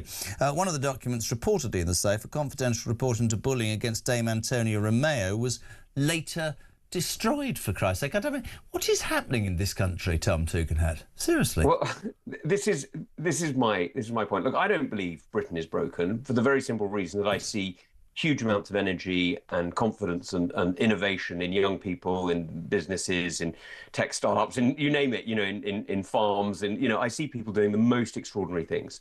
So I don't believe for a second that Britain is broken. I do begin to think that the state is just not working, and we need a complete reset of the state. Now, that's one of the things that I'm really pleased that Kemi's working on. She's looking at various areas on, but we need to completely reset, not just the way in which, we decide whether the tax goes up by 1 or 2% or down by 1 or 2%. That's the obvious bit. It's how does the government work? How does the civil service work? How does the ministers govern? And how are they accountable to the British people? Because there's a real feeling, and I know I'm not alone in this, and I know many of your listeners will share it, that the state itself is broken. That's not the same as the country. But I mean, I get that. But if you are an ordinary Joe getting up this morning, hard-working Brits, alarm clock Brits, going to work, and you read that the Cabinet Office broke into a safe, somebody there, and destroyed a document, you question almost everything. This is my whole point. People are beginning to question the royal family. They're beginning to question the apparatus, what happened there, of government. They're past questioning the judgment of this Prime Minister, who's done it again, hasn't he? It's not going to leave her. She's going to be attacked every day as a bully. I don't understand. But I do think there's a wider concern. Whether you think Britain is broken or not, people, Tom, are starting to question the very basics, I think. Why does everything to people, I think, is, you use two words, there's a lack of belief that we're fair anymore, and there's a lack of trust in many, many institutions. That's a dangerous moment. It is a dangerous moment. And just to be clear, the report if you read it, said that they lost the codes of the safe. And by the way, that's not desperately unusual. There are hundreds and hundreds of safes in Whitehall, and every now and again, somebody who had the code leaves civil service, and you need to force the safe open. That's not particularly unusual. The fact that the document may or may not have been destroyed. I mean, frankly, almost everything's recorded electronically, so I don't believe it's disappeared anyway. The paper copy may have been destroyed just for convenience, but I don't believe that real copies, if you see what I mean, have gone anywhere. So, but look, all of that's a detail. The fundamental point is, what the hell is this government doing? What the hell are others doing to restore trust in our country? Because the reality is, if we want to grow as a country, if we want people to invest here, if we want our people to stay, and we don't want to see young people going to, Dubai or Portugal or America or wherever it is that they're going, we need people to have confidence in the future. And that means trusting our institutions. That means trusting in their own future. And that's why it's so important that we restore trust in our institutions. That's why I want to make sure that we're a bit more open, a bit more clear about what it is that matters. Final question. Thank you so much this morning. I know how busy you are. Nigel Farage, some would criticise him for having gone to the Chagos Islands at the weekend. Others say it's highlighting another disastrous decision by this government. Should the government have blocked Nigel Farage from going to the Chagos Islands when they don't seem to block hundreds of thousands of illegal migrants who can come to this country and get almost anything willy-nilly? Look, I think Nigel is one of the best PR merchants out there, and he's absolutely brilliant at getting publicity. But the idea that you can walk into a military base without permission, I'm afraid, is just complete rubbish. And he's been teased mercilessly on Twitter, as you've seen. He hasn't been allowed into Tracy Island or into the Bond villain lair. He hasn't been allowed into the nuclear submarine cage either. Look, He's making good show out of something, and Nigel's really good at that. So I'm not going to be criticising him for it. But the reality is, this is a terrible deal, and let's get down to the absolute facts of it. This is a terrible deal for the United Kingdom. It's a terrible deal for our future. I wish we didn't have to have the US president calling it out, because frankly, we should be calling it out on our own. We don't need foreigners, even if we like the foreigner, we don't need foreigners telling us how to govern ourselves. We can do it ourselves, but we need to have a government that actually believes in us. And frankly, this government just doesn't believe in us. They believe in some sort of arbitrary idea of international law that doesn't really exist. They believe in some sort of, sacrificial lamb type attitude to guilt and to hair-shirted colonialism or whatever. I don't know what they believe, frankly. They don't seem to believe in anything, but frankly, we should be standing up for Britain. And the idea that we should be handing over a vital Indian Ocean strategic base is ridiculous. Mate, it's always great to have you on. I really appreciate it. I know how busy you are. Have a great week. Thank you very much indeed. Tom Tugendhat, former Security Minister, live and exclusive on Talk Breakfast. Just gone 7:30. JK till 10 if you want to be on. 0344 499 1000. Text to 87222. What do you make of it? The Epstein scandal continues. Tom there, just questioning whether Andrew and Mandelson could, should, might, won't, whatever, face a treason probe if they're both found guilty of passing secrets of this country through business, political or whatever. Is that, we've all got our opinions on that. Over the weekend, Nigel Farage, you just heard me touch upon it, travelled to the Chagos Islands and just, he is brilliant at PR. He just asked the question. I'm not allowed in to a British sovereign nation territory, but apparently you can come into Britain willy-nilly. Nigel Farage on this show after 8 o'clock, though. Let's head now to CCHQ, the Shadow Policy Renewal Minister, Neil O'Brien. Neil, a very good morning to you. Morning. There you are. It's not raining. You haven't got an umbrella, and so far we haven't got any idiots behind you with placards. So let's crack on. Neil, can I ask you specifically, please, about your party's response to this ludicrous Chagos Islands deal? Many people are pontificating as to whether it will be U-turn number 435. Pressure from Trump. It makes no sense to the British people, does it, to give away billions of pounds when we're skint and a strategic piece of land that is ours? It's an unbelievably bad deal. This is a government which wants to pay tens of billions of pounds of our taxpayers' money to have our own sovereign territory taken away from us. They're going to give it to Mauritius, a country that has never owned the Chagos Islands. And then the Mauritius government is going to use it to cut tax in that country. So you can pay more tax so that they can have tax cuts. And David Lammy, when he was Foreign Secretary, said, we won't do this deal if President Trump thinks it's a bad deal. President Trump has said it's a very bad deal. He's right about that. And yet the government are still trying to go ahead with this unbelievably botched deal. And there are so many questions about the role, I think, of Philippe Sands, the Prime Minister's friend in all this and lawyer, who's been acting as a paid agent of the government of Mauritius, trying to get this money and territory out of us. He's played a role in advising on all this stuff. And I think we need to now know a bit more about that. And like all of these other scandals that are engulfing the government, we need to see all the documents, all the contacts, all of the advice that was given to the Prime Minister by his friend Philippe Sands about handing over our own territory and paying billions for the privilege. Unbelievable. It's beyond unbelievable, and again, many people, Neil, are saying this is because Starmer's judgment is so bad. We heard over the weekend. Have you heard this story about the Cabinet Office? Apparently, somebody in the Cabinet Office has broken allegedly into a safe. Removed a report into a alleged bullying by Starmer's new head of the civil service, Dame Antonia Romero, and destroyed the document. I've just got a question to you as a politician. All politicians, all radio and television presenters also mess up. We all mess up at some point. This man seems to have made a career out of making the most bizarre decisions and bad cases. I just don't get it. Does somebody say to him, listen, that's the right thing to do, just do the opposite, because you will look even more of an idiot than you did before? Genuine question to you. I don't get it. I don't get it at all. It is. It's an extraordinary series of misjudgments, one after another, from this Prime Minister. I mean, it seems to me the only thing he really believes in is the absolute supremacy of human rights lawyers like him. So if there is any prospect of some court somewhere potentially saying something, he immediately is like, oh, we must bow down before this, we must preemptively pay billions to give away our own territory. Oh, it's the human rights law. That seems to be the only thing that motivates him.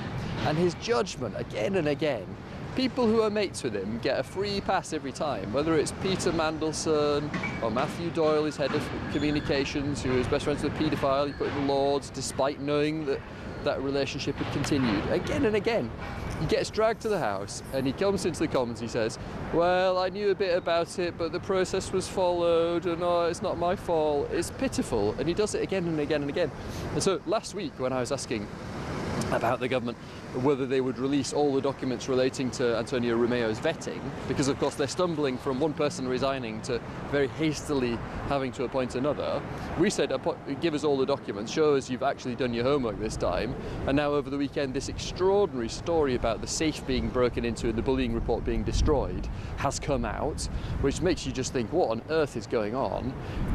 Look, I think I'm going to redouble my efforts this week to get them to publish all the vetting documents. I'd love to believe that for once in their lives they've actually done some proper due diligence and they've not just seen some problems and just thought, oh, hey, well, you know, we're trying to do things quickly, we'll just, you know, bosh it through. Just one bodge after another. It's a government where you've had the corruption minister having to resign over corruption, the homelessness minister having to resign because he made people homeless, the housing minister resigning because she didn't pay 40 grand worth of tax on her house, appointments of a US ambassador becoming involved in the biggest scandal in Washington. You know, it's just bodge after bodge after bodge. A government that's going nowhere, just making mistake after mistake. You do wonder how long Keir Starmer can carry on, really. Neil, I don't have much time this morning. I want to thank you, though. CCHQ are great. They put somebody on every morning. I hope the morning goes well. And just remember, if you are doing a BBC interview, make sure you get it edited. Be careful of that, my friend. But thank you very much indeed for being on the show. Neil O'Brien, Shadow Policy Renewal Minister, live and exclusive from College Green. 23 minutes to 8 o'clock. Such a busy show this morning. Last week on holiday, when all this Andrew thing, right, came out, I thought of two words. Andrew Loney. Morning, Andrew. Good morning. Very nice to be back with you again. Lovely to have you back. I have to say, and I want to start, when you wrote entitled, when you were making all these accusations about the Duke of York, the House of York, you told me 2 weeks ago I was threatened, I was abused and I was laughed at. It would be fair to say, my friend, almost everything you've said has come to pass, hasn't it? Yes, it's very gratifying to find that my sources were accurate. I mean, I knew they were. I did feel sometimes I was a bit of a lone voice, but it's very nice. A lot of people who are ostracizing me are now warming me, grabbing me by the hand. So that's great. And we've also got, I think, a bit more of a campaign for royal transparency now. Again, I felt I was a lone voice, but people now realize this is the only way they can survive. Do you feel vindicated, Andrew? Yeah, well, yes, I feel I loosened the earth a bit. I mean, I feel also we're getting justice for the victims, and I think we're holding to account some of the men who were responsible for these awful crimes. I was watching it all sort of unfold, and we talked about, how we both felt that he would be arrested. It's an ongoing case, so we have to be very careful. Tom Tugendhat was just on, was talking about how he believes there might well be a reason or a decision to look at a treason probe for both Prince Andrew, as was Prince Andrew, and Mandelson. What are your thoughts on that? I think he's absolutely right. I mean, I've always said this is a national security scandal. Tim Shipman touched on this in his Spectator diary last week, using his contacts in Whitehall, the worry that Andrew's given away defence secrets. I've brandished an intelligence report on interviews that I got from American intelligence, only dated this year, showing the links with Russian intelligence. So yes, this is going a lot way to go, and I think the charges against Andrew will be much more serious than people realise. Something that struck me over the weekend as a fervent royalist, but like you, desperate for transparency, was something that I wanted to put to you. I think that I read Dan Hodges in the Mail on Sunday, and he talked about how the British feeling amongst normal people seems to have shifted. We know all about the arguments in the past for a monarchy and a republic. I genuinely think it's so bad that the king might have to stand aside, and I genuinely have a way out for him, which is to say that his medical situation is the reason that he's doing that. We will all know it's for the good of the royal family, and they start with a clean slate with William and Kate. What do you make of that, pal? Yes, I mean, a number of people have suggested that. I've suggested that myself. I think it may be the only way to clean up the stables and start afresh. I think the king is compromised by his association with Andrew. I think there has been a cover-up. I think he knows a lot more than he's saying. And nothing was done when it could have been done. We've had emails, for example, that have been leaked that show that he was warned about Andrew's association with people like David Rowlands. So I think in order to lance the boil, there may have to be some dramatic gesture, or else the whole thing will just carry on. So, yeah, I think we are moving towards that sort of position. It's interesting. The guy brings me in the morning, said, I agree with that, but I can't see, Kinsey talked about it, birthright, he's waited all those years. Would not, in your mind, the importance of sustaining the future of the British monarchy be more important to Charles than hanging on for a few years?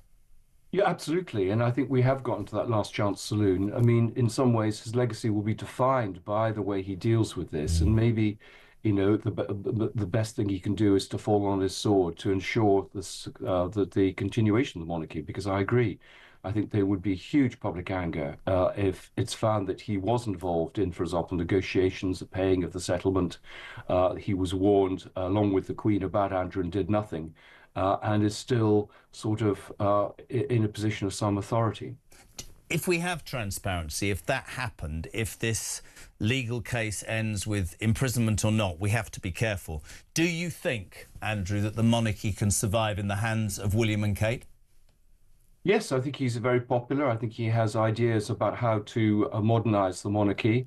I think it would be a great success. I mean, it is a reset rather than limping on with the old regime. So I think that could be a very neat solution. I feel sorry for Charles because he's waited all his life for this job, and William clearly would prefer to delay him taking the throne. But in order to preserve the monarchy, I think this may be the only solution. What do you think William's telling his dad behind the scenes? Well, I think he's saying, why didn't you deal with this earlier? I've actually got a piece in the Mail today where I give a whole series of moments over the last 15 years when something could have been done, and I'm amazed nothing was done. And I'm afraid they brought this crisis on themselves by doing too little, too late, and now they're in this terrible dilemma. I read also some of the stuff, and seriously, some of the stuff you've done is absolutely brilliant. Andrew sort of out there. A couple of people say it seems to all be on him, but that's not going to go away. What about Fergie? Reports over the weekend that she might be in the UAE. She might have booked into the world's most expensive wellness clinic. Surely she needs to be questioned as well, doesn't she? And her daughters. Yes, I mean, I think there are a whole series of people who need to be questioned. I mean, I think also the former heads of UKTI, former ambassadors, I mean, all the former members of staff. There are a whole series of people that enabled and protected Andrew. These were people who refused to talk to me. They said, I'm not interested. And I just hope they might now be interested in either talking to the police or talking to a parliamentary committee. I understand Liam Byrne's committee will be meeting on Tuesday to discuss a fuller investigation into Andrew's time as a trade envoy, and I welcome that. You know, we need to get those files of his time as a trade envoy, 2001 to 11, released. I spent 5 years being basically denied access to these files, which I think would show who were on these trips and what business was done, and whether it was in the interests of the British taxpayer or actually just lining Andrew's pocket. I want to go back to how I started, actually, because you did do this as this sort of lone wolf. Now everybody wants a piece of Andrew Loney, but whether you feel vindicated or not, tell me to mind my own business. How did you suss this out? What were the signs that made you, as a journalist, start digging all those years ago? Well, I think it goes back to school and seeing bullies get away with behavior, elites basically operating in their own self-interest. And I've always, even as my career in publishing, always been for the underdog, to try and give a voice for those who don't always have a voice. It's, you know, presumably why you're in journalism too, the feeling that we can improve society without seeming too sanctimonious through words and sort of campaigning. It's really interesting when I look at what you did at the start and where you are now. Every single person, it seems, will come out and say, God, he's an entitled, rude, arrogant, just horrible. Rumour last week, I don't know if you read this, that even as he was being not forcibly removed, but taken out of Royal Lodge at midnight, he was going, well, I'm the Queen's second son. And he's still, I mean, you've seen the Sun today, mate. He still has... You try saying this to Alarm Clock Britain. Sorry you've had a really, really bad day, and you're working really hard. Andy, call me sir. He's struggling, though, Andrew. He's only got a chef and a valet now. Jesus Christ. It just doesn't work, does it? It is extraordinary. I mean, I certainly talked to members of staff recently, and I was amazed to hear that there was no contrition. It was all about, as you say, him. And I've heard that's the problem. I mean, he can't see anything outside his own self-interest. Just to finish, if anything, do you believe going forward, whether, Andrew, whatever happens with the court case, whether there is an abdication and a transition, do you believe the monarchy will forevermore have to be more transparent about relationships, business deals and everything to Parliament and to its people in future? Absolutely. I mean, I think it's very interesting that, you know, just as you say, the number of commentators who are saying this, I mean, even people like David Dimbleby, and, you know, it is the only way forward, and it's long overdue. I mean, things like parliamentary scrutiny and removal of all the exemptions they have, but they need to be more open in terms of their finances, their records, their communication with the press, etc. We need to get rid of, I think, for example, the Royal Rota, the lobby system, which protects journalists, gives them leaks in return for not asking too many tough questions. You know, they are part of a modern democratic society and they have to answer to the people. Couldn't agree more. Mate, it's been an absolute pleasure again. We love talking to you. You've done great work and it rolls on and on. Thank you so much indeed. Know how busy you are. Andrew Loney, there, live and exclusive on The Breakfast Show from Talk, the home of common sense. What an hour. Don't forget, we've already spoken to Richard Tice, Deputy Leader of Reform. We've spoken to Tom Tugendhat, the ex-Security Minister, who said, and I quote, I think Andrew and Mandelson could be done for treason. And there, Andrew Loney, who, like me, believes the King, to save the monarchy, might well have to abdicate. Clean slate, start with William and Kate. At 8 o'clock, the man who went to the Chagos Islands, some are saying it was a publicity stunt. Nigel Farage is saying, actually, I went to the Chagos Islands and I can't get into a British territory, but people can come into this bloody country willy-nilly. Nigel Farage on the show after 8. Morning, Graham. Morning, Jezza. Listen, that policewoman, by the end of the week, mate, she'll be sweeping corridors, she will be wiping tables down. Khan and Starmer will have got together over the weekend. No, we can't have this. Khan will be crying at Starmer. No, we can't have this. She can't be saying this to my Muslim friends. She will be sweeping corridors by end of week.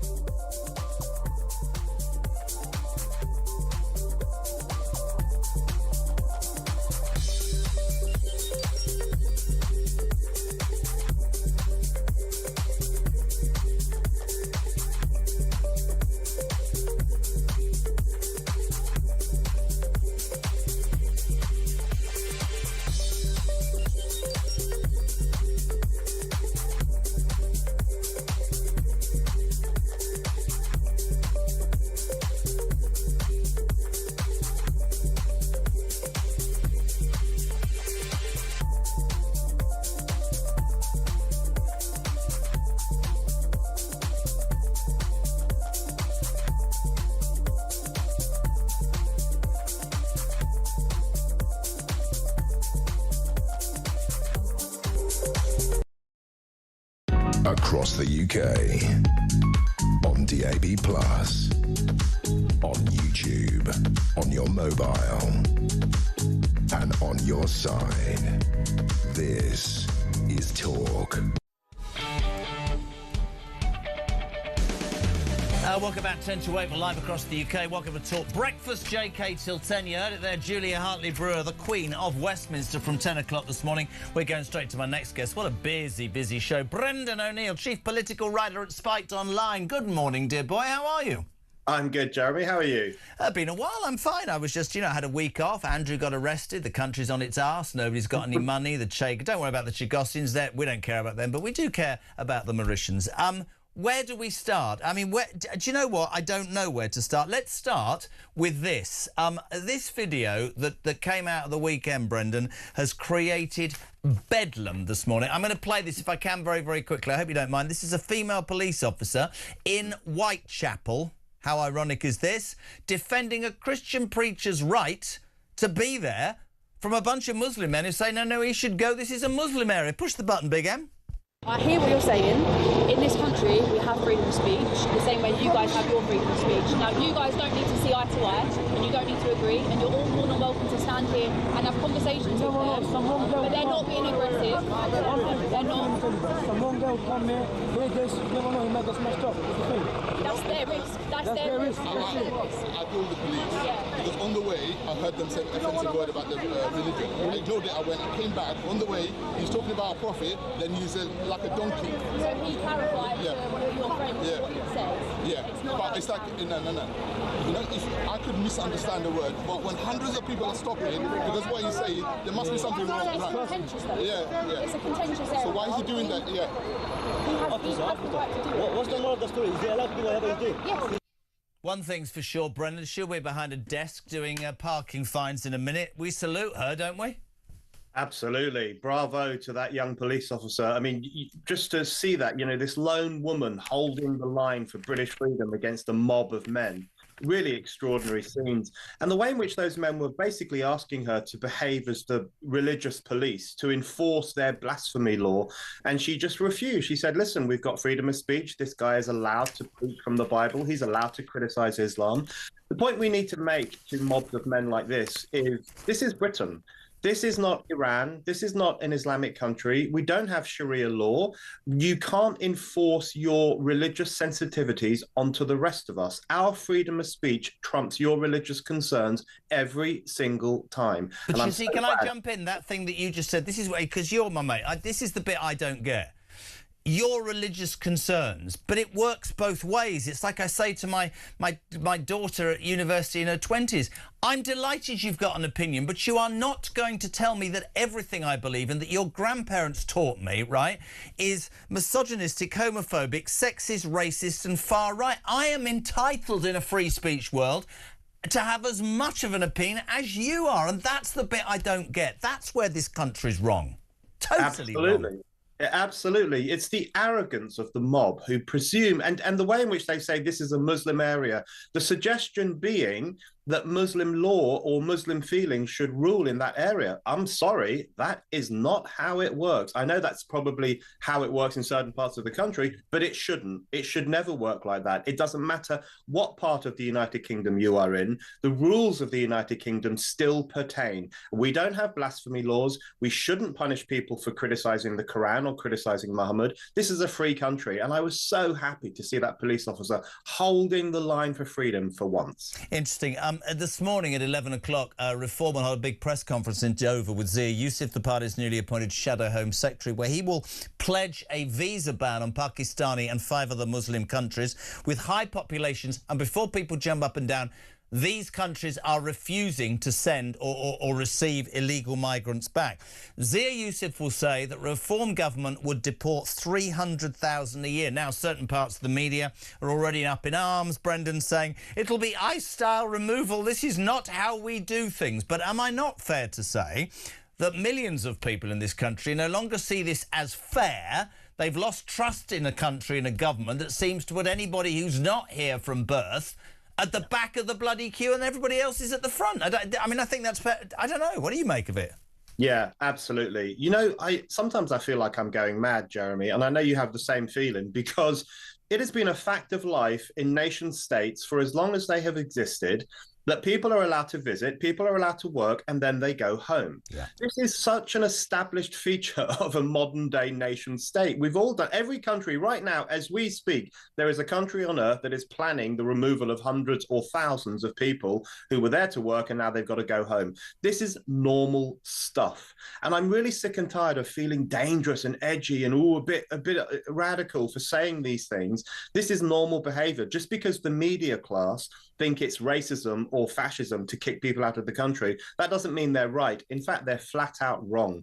And I think reform is absolutely correct to threaten to punish countries that refuse to take their illegal immigrants back. These people are, say, Pakistan. These are Pakistan's problem. They're not our problem. And if Pakistan refuses to take these illegals back, we should punish it by cancelling visas. I mean, to me, it's two things: that and make it less attractive to come here and impossible to get in. And that involves the Navy in the sea, and it involves a processing centre somewhere. I'd like it on a boat and then taken to a detention. I don't see, but you get them, Brendan, and they get so up in their... But if you stood in front of one of those people and you said, you know, we're paying £10 billion a year in debt on interest on money we haven't got. You know, don't you, that you and wherever you live, if I put a migrant hotel next to you and your teenage daughter was chased or attacked, would you have a different opinion? They won't answer that, mate. They can't answer that. That's not fair. We seem to favour this human rights rubbish about everybody else other than the British people, and I will forever sit here and say that.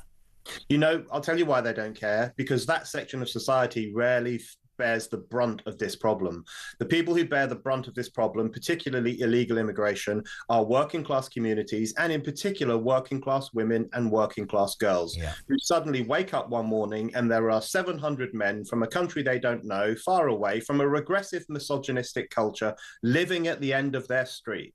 And that makes them feel scared. That makes them feel like their community has just been turned upside down by the arrogant government who's imported these people and put them in the local hotel. The people who bear the brunt of this are poorer people and working class people. And therefore, the human rights industry, who are all very wealthy from their activism and live in nice houses in leafy parts of London, they don't even have to think about these problems. So there's a real arrogance to this as well. And the truth of the matter is that people who came here illegally, you're absolutely right, it should be made harder to get here, and it should be made far less attractive to be here. No welfare payments, no hotel accommodation, no house given to you for free. We need to get really serious about this problem now. Mate, I love having you on. It's a busy, busy morning, as I know you're aware. Great. Please don't go on holiday again. We missed you. We'll see you very soon. Brendan O'Neill, Chief Political Writer at Spiked Online. Almost 8 o'clock. Nigel Farage, the man who has been in the Chagos Islands, but he's back. He's heading to Dover, is next on the show from 8 o'clock. We'll talk about Chagos. We'll talk about reforms plans to, in effect, deport, they say, 300,000 illegal migrants a year. What do you make of it? Morning, John. Morning, Jeremy. John here from Derbyshire. Great to have you back.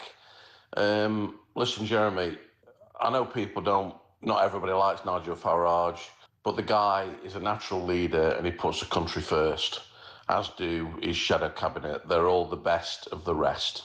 And we need people like them to take us from this very, very bad place that Labour have guided us to.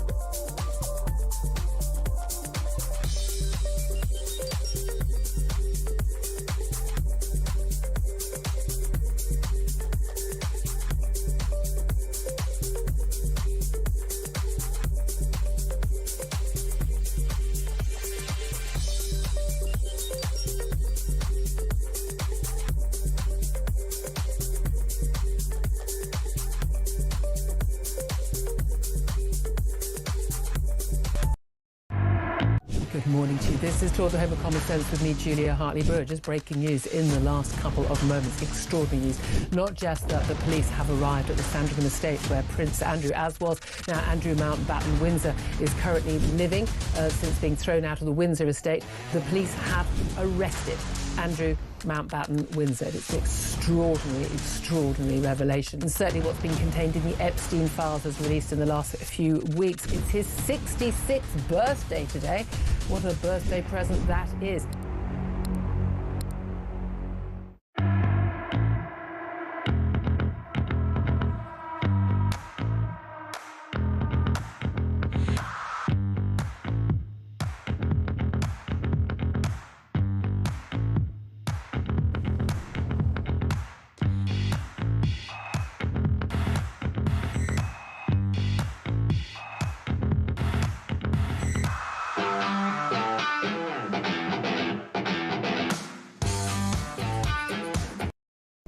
Across the UK, on DAB+, on YouTube, on your mobile, and on your side.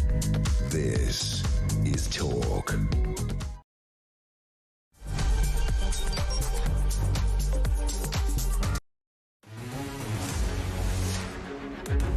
Just breaking news in the last couple of moments. Extraordinary news.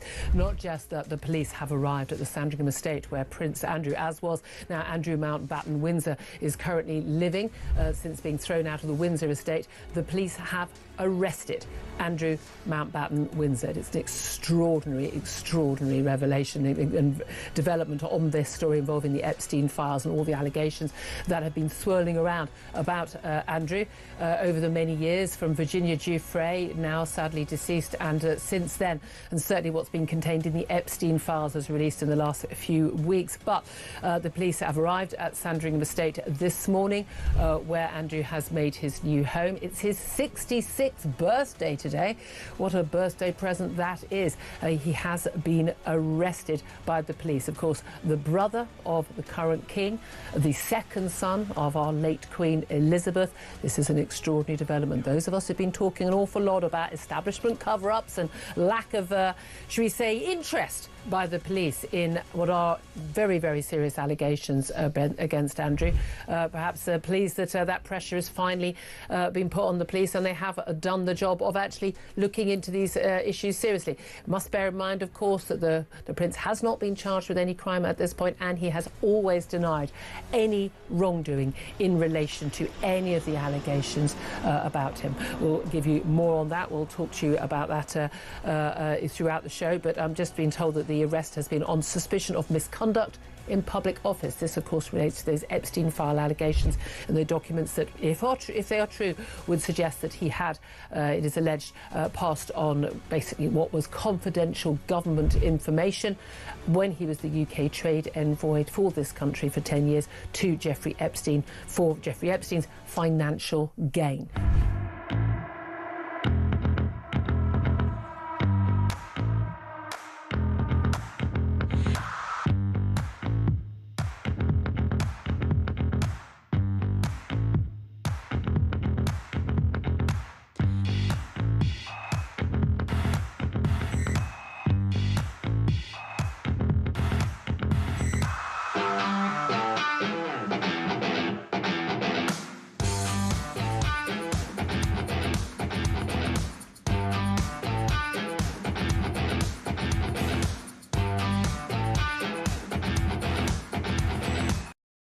Across the UK, on DAB+, on YouTube, on your mobile, and on your side. This is Talk.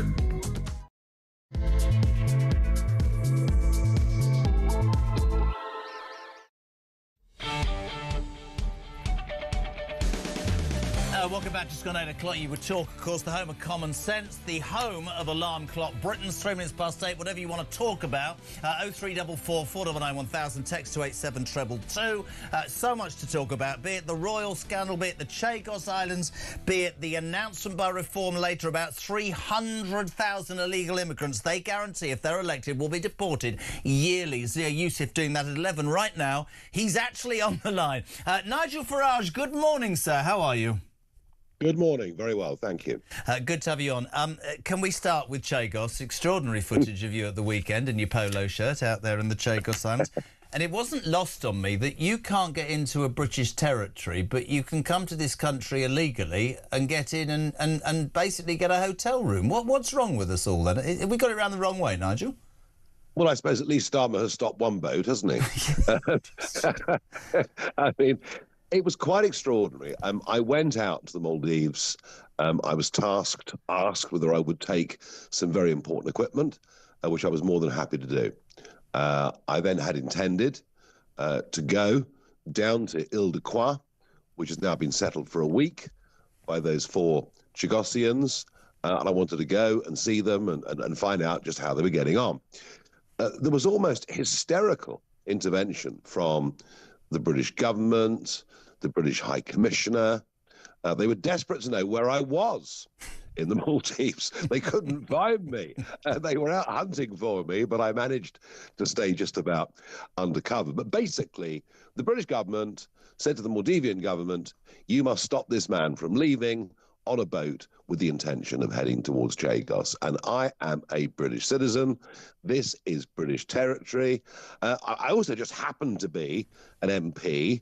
I'm a leader of a political party. I mean, the whole thing is unbelievable. And we have 4 guys on that island who need more supplies. They were only landed with the very basics. And it seems the British government is making that as difficult as it possibly can. And think about this. Michel Mandarin, he's in his 70s. When he was 14 years old, he was forcibly removed from that island, dumped on the quayside down in Mauritius. He had to live from food scraps out of bins. If it hadn't been for the Catholic Church, hundreds of them would probably have died. He is now in his 70s, back on the island, his homeland.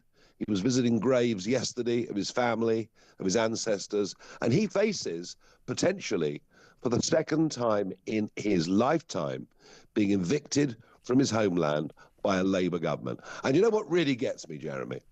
This government is full of human rights lawyers. It's surrounded on the outside, too, by human rights lawyers. They bang on about this all the time. Well, what about the human rights of black Chagosians? For some reason, they don't seem to count.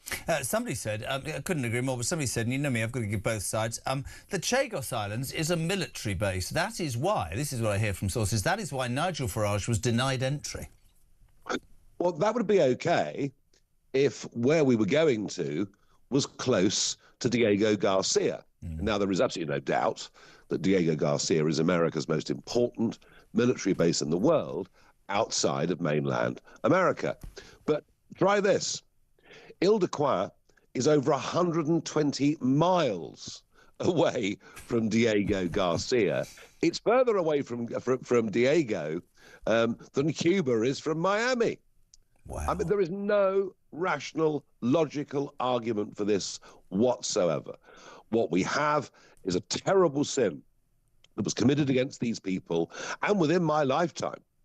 And what we have been trying to do is to assist them, to help them in righting that wrong. And highlighting it, right? Making the point. Well, absolutely, highlighting it, helping them in any way. All they're asking for is to leave Crawley, where most of them live, and they're not particularly happy to go back and rebuild a life, an innocent life, on those islands. What on earth could be wrong with that? And, also, the United Nations, something that apparently Keir Starmer thinks is terribly important. One of the main principles of the UN is the right to national self-determination. And yet this grubby deal with Chagos, over Chagos, they've not even consulted the Chagossian community, and they stand up and lie in the House of Commons and say there are mixed opinions within the Chagossian community. Oh, no, they are not. And I learned something else whilst I was there, Jeremy, that was very, very interesting. Yeah. The Maldivian government are even angrier about this deal than I am. They say that they have historical links with the Chagos Islands, and that can be proved through archaeological finds, etc. They had trading links up until the expulsion of those people. Where do you think, supplies came from? They came from the Maldives, and they do not want Mauritius having these islands, and the reason is very simple. What they fear is a vast geographical region that has been really very stable since the end of World War II, will now descend into a turf war for influence between India and China.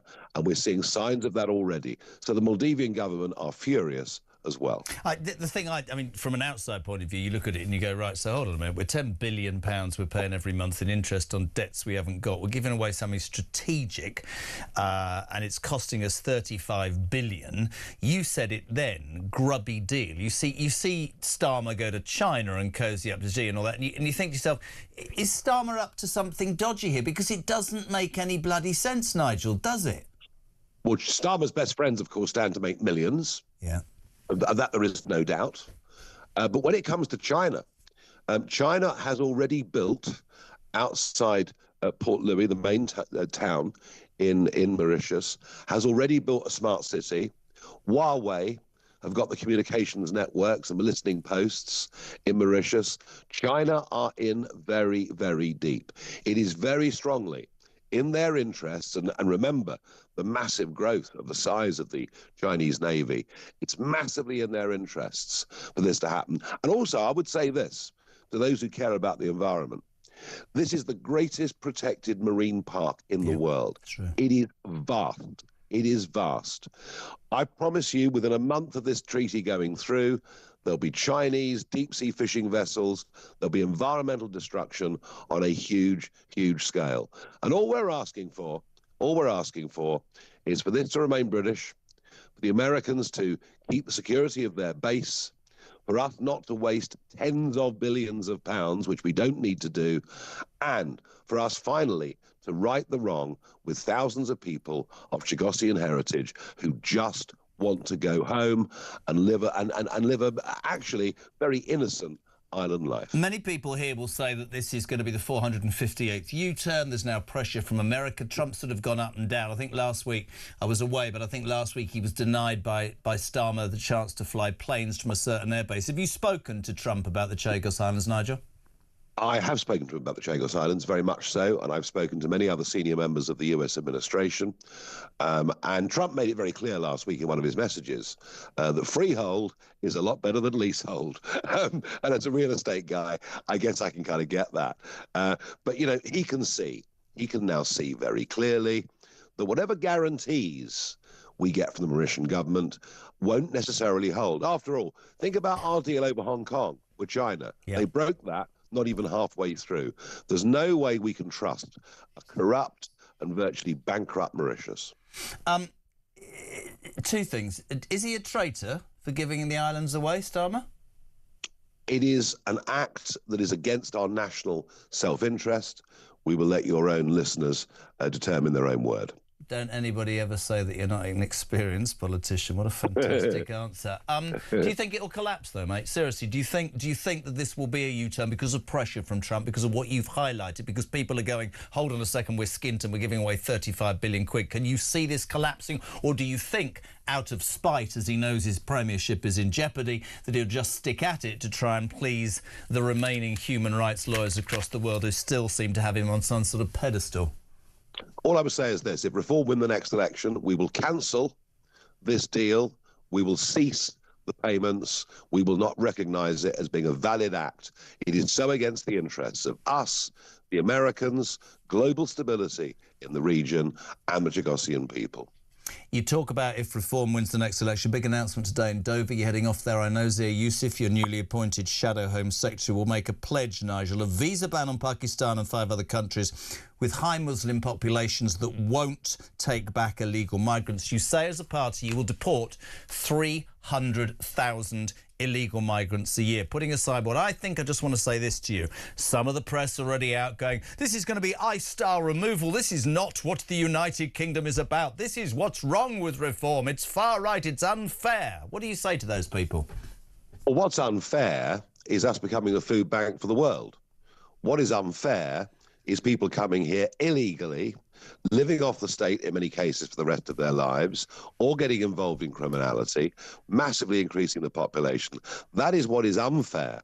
And it's about time we started to be fair, A, to the settled British population, and B, to those who've come here legally. Yeah. I think if you've come here as a legal immigrant, you've gone through the loopholes, you've gone through the cost, it's unfair to you as well.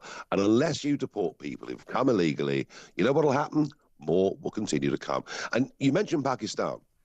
Now, this is extraordinary. Of those that come on visitor visas from Pakistan, 10% never go back. 10% never go back. We simply can't go on like this.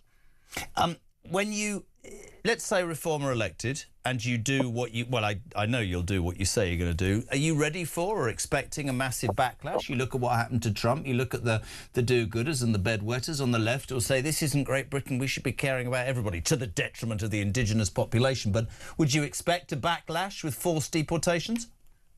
There's bound to be a backlash. There'll be a backlash to any change to the liberal consensus, which has held sway now for decades in this country through mainstream politics and through most of mainstream media. Anything we try to do to reassert common sense will be met by protest, will be met by backlash. We know that. But we believe that the common sense majority of this country can see that there are fundamental differences between what is right and what is wrong. Final question. I know you're a busy man. Zia Yusuf today in Dover will announce that. He will also talk about a new protection of Christian heritage. I'd just love your view on this appalling story at the weekend. I'm sure you heard it.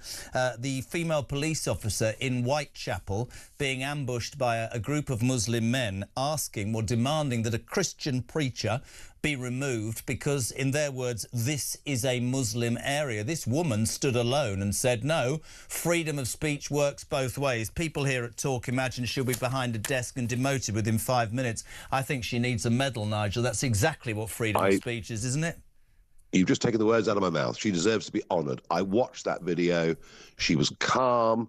She was logical. Goodness me, what a credit she was to the Metropolitan Police. What a credit she was to herself, and what a credit she was to plain common sense in what we like to think of as a free country. No, she did absolutely brilliantly.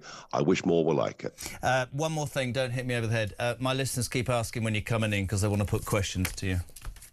I will at some point come in, but as you can see, I was in Mauritius. I was in the Maldives yesterday. I'm in Dover today. I'm in Birmingham tomorrow. I'm in Manchester on Wednesday and Thursday. So, catch me when you can. Listen, it's great to have you on. So grateful for your time. Nigel Farage, leader of Reform there, very honest and very open about the Chagos deals, talking about the repayments, what it will cost, talking about everything, and we will get him on the show. He's a busy man. We're grateful for him being on. 0344 499 1000. Text to 87222. Loads of you. Morning, JK. What gets me about the video is the male officer who looks at her with contempt and then walks away. I found that shocking, says Dave in Aberdeen. Morning to George from Northampton, one of the economic inactive full-time carers for a wife with cancer. That copper should be given Rowley's job. Nigel should come back to Britain on a dinghy to see if he can get in. My biggest trigger is hearing Starmer's bleeding voice or reading his tweets. Great show and great to have you back. Jez, why do you keep blaming Charles for the Andrew debacle? His mum was in charge, so if anyone is to blame, it was her. Charles was a mere bystander. Tony listening from a sunny Doha. You had to put that in, didn't you? Am I wrong in saying, says Christopher, I don't give a what? I don't care about Andrew. What I care about is how are we going to bring this country back from the brink of disaster? Social care, the NHS, the welfare state is what will break Britain, not agonising over the bloody monarchy. Jez, tell Tom...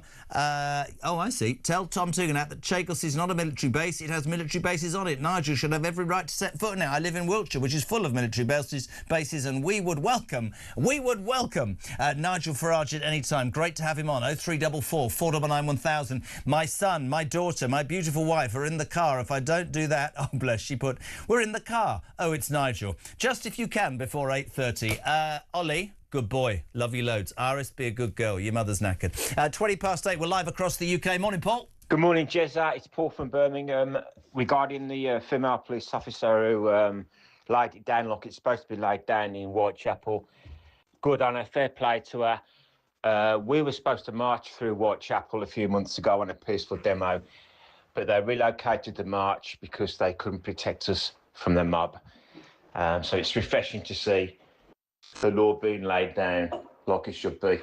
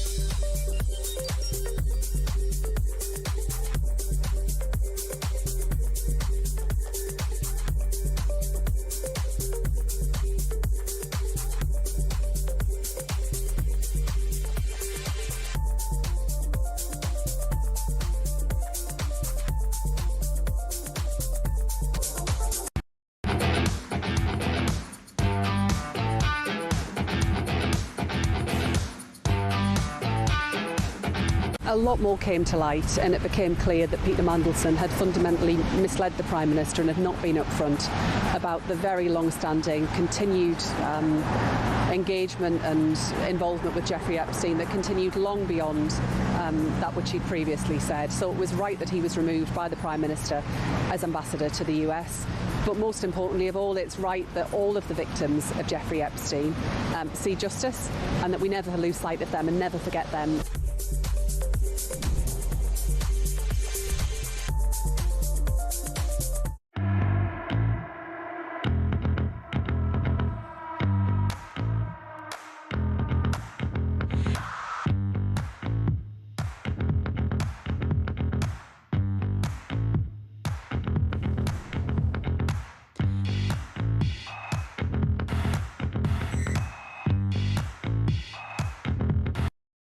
Across the UK, on DAB+, on YouTube, on your mobile, and on your side. This is Talk. Welcome back. 21 minutes past 8 o'clock. We're live across the United Kingdom. This is Talk, the home of common sense, of alarm clock Brits. If you want to be on, whatever you want to talk about, 0344 499 1000. The royal fallout over Epstein. You might want to talk about the Chagos Islands. Farage just back from there. You might want to talk about Reform's announcement today, the policewoman standing up to those Muslim men. Or you might want to talk about something else. It's down to you. It's 87222 on the text. We'll say a very good morning. My next guest, Conservative peer and former government advisor of the UK Board of Trade, Lord Daniel Hannan. Good morning, sir. How are you? Good morning, Jeremy. You're looking very... See, in front of all those books, if you were zooming me, I'd have about 3 kids' books and nothing else. There you go. Let's get straight to it. The Chagos Islands.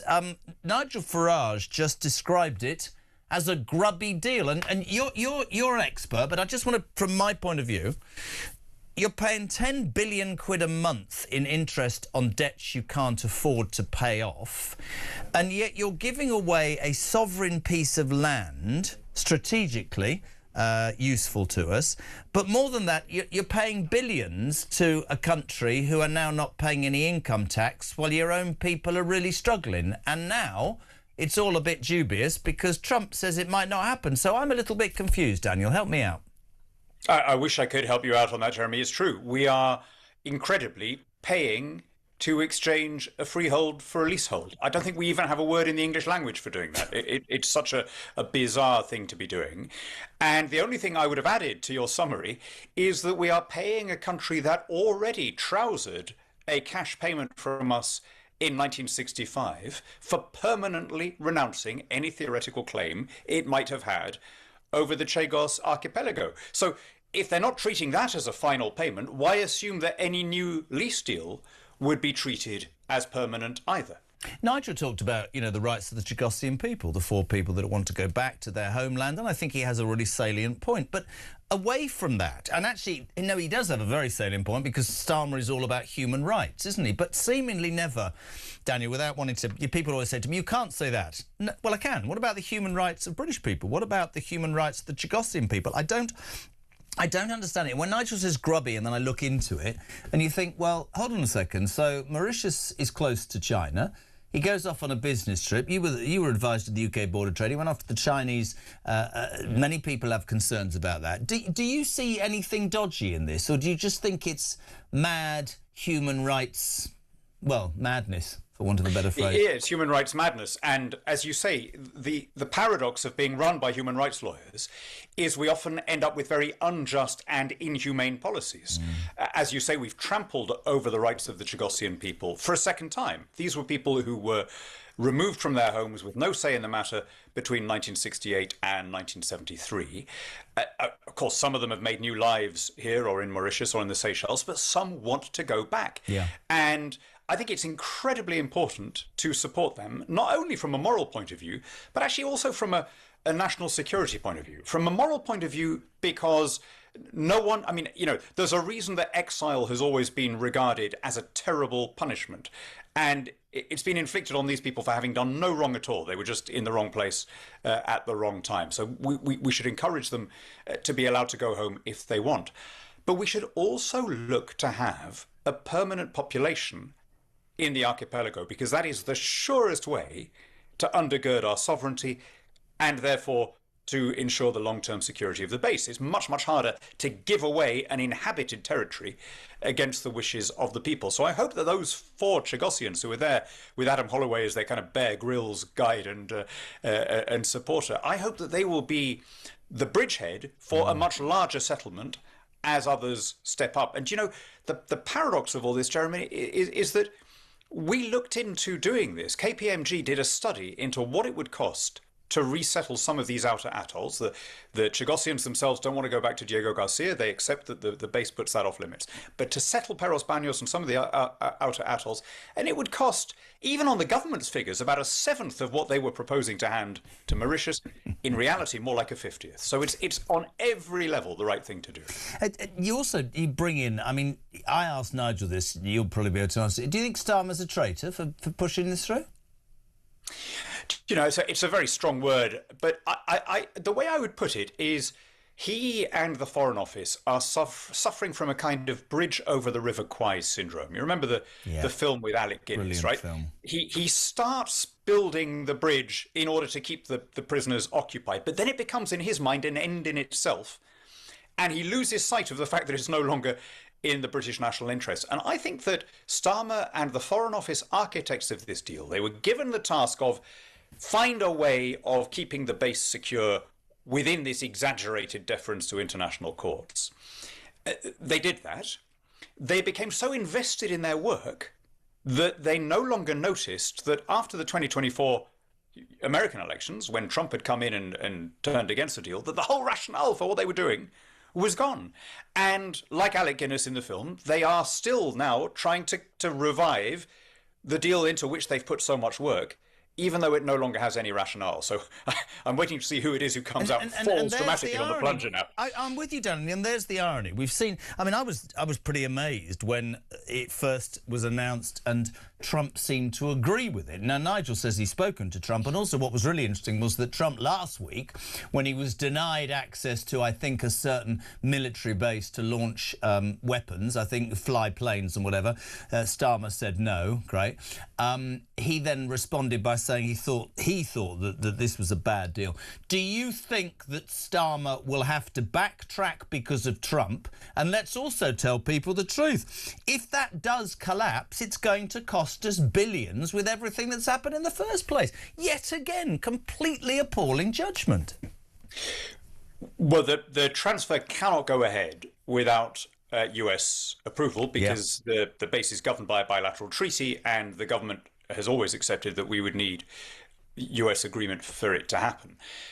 I think the government has been pouring its energies into trying to convince the Americans that we have no option because the international courts will somehow make our maintenance of the base untenable. And that I just think is untrue. We've heard that in Parliament, and it's been absolutely ripped to shreds. We were being told last year that a judgment was due within weeks that would threaten our place in the archipelago. That's obviously untrue. And I think the Americans are quite annoyed at having been misled to the extent that they were by some of our officials and some of our diplomats. So I'm hopeful that we can try a different approach. And that different approach, I think, has to involve putting British resources, government resources, behind a permanent settlement for such Chagossians as want to go back. It's the right thing to do morally. It's the right thing to do strategically. Now, I don't see it happening under this Labour government, but I hope that the Conservatives and Reform will start work now in opposition on how to do that. We had a road plan 10 years ago from KPMG.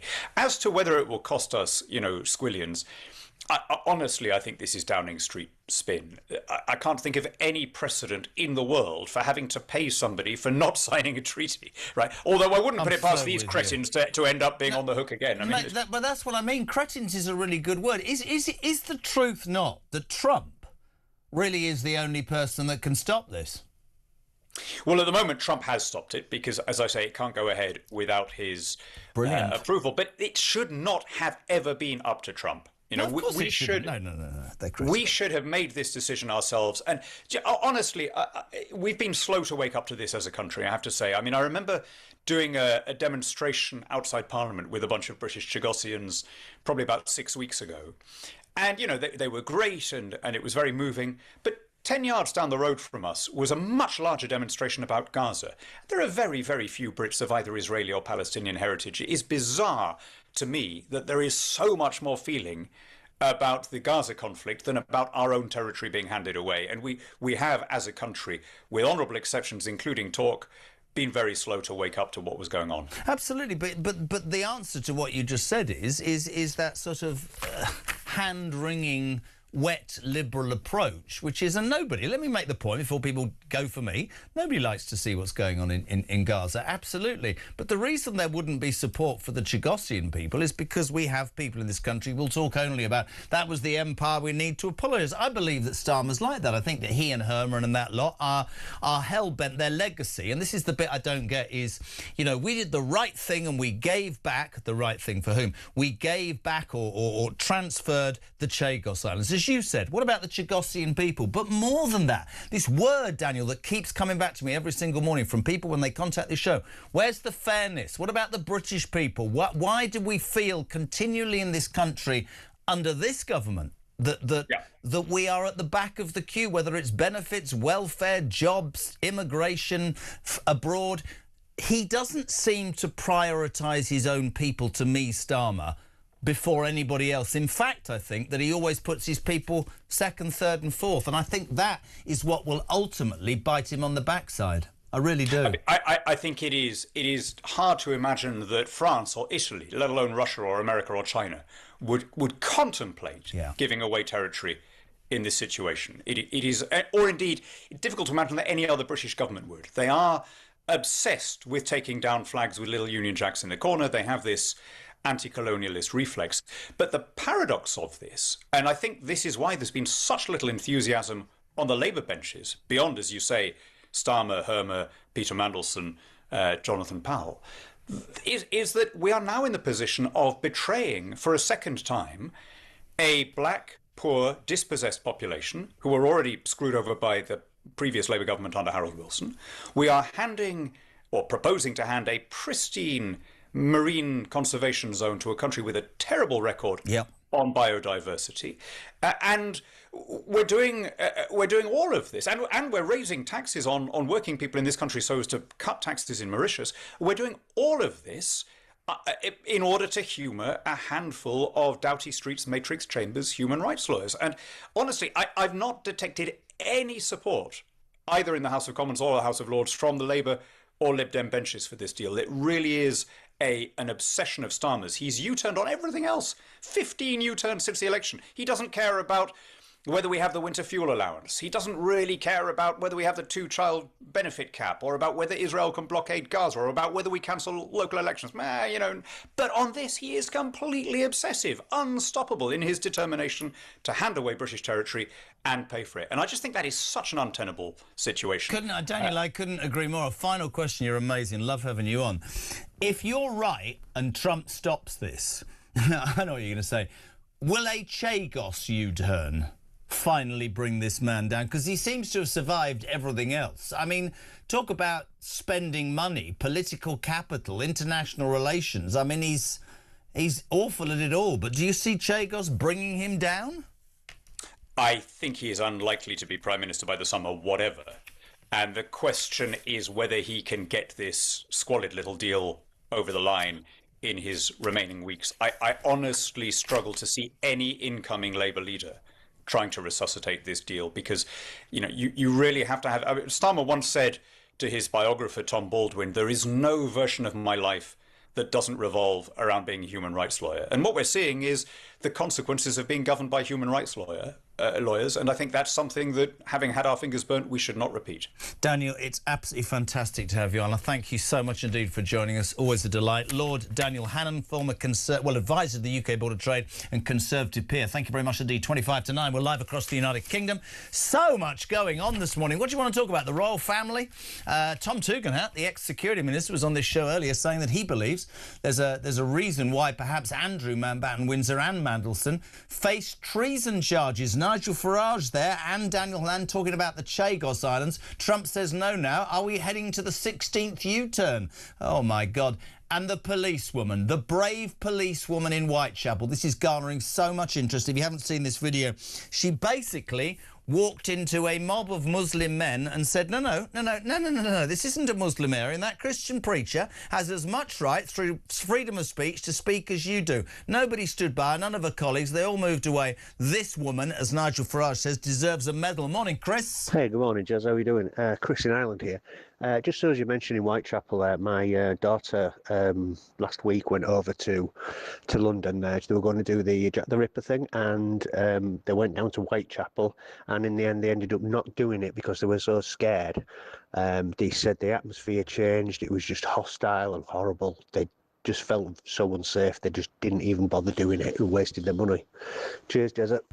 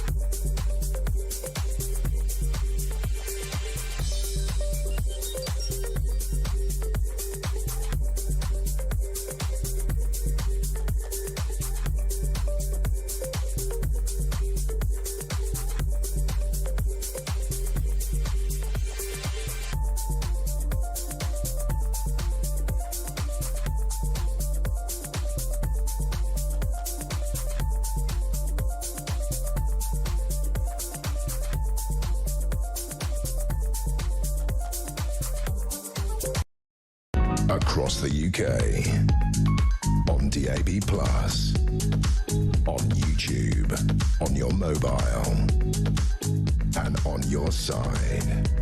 This is Talk.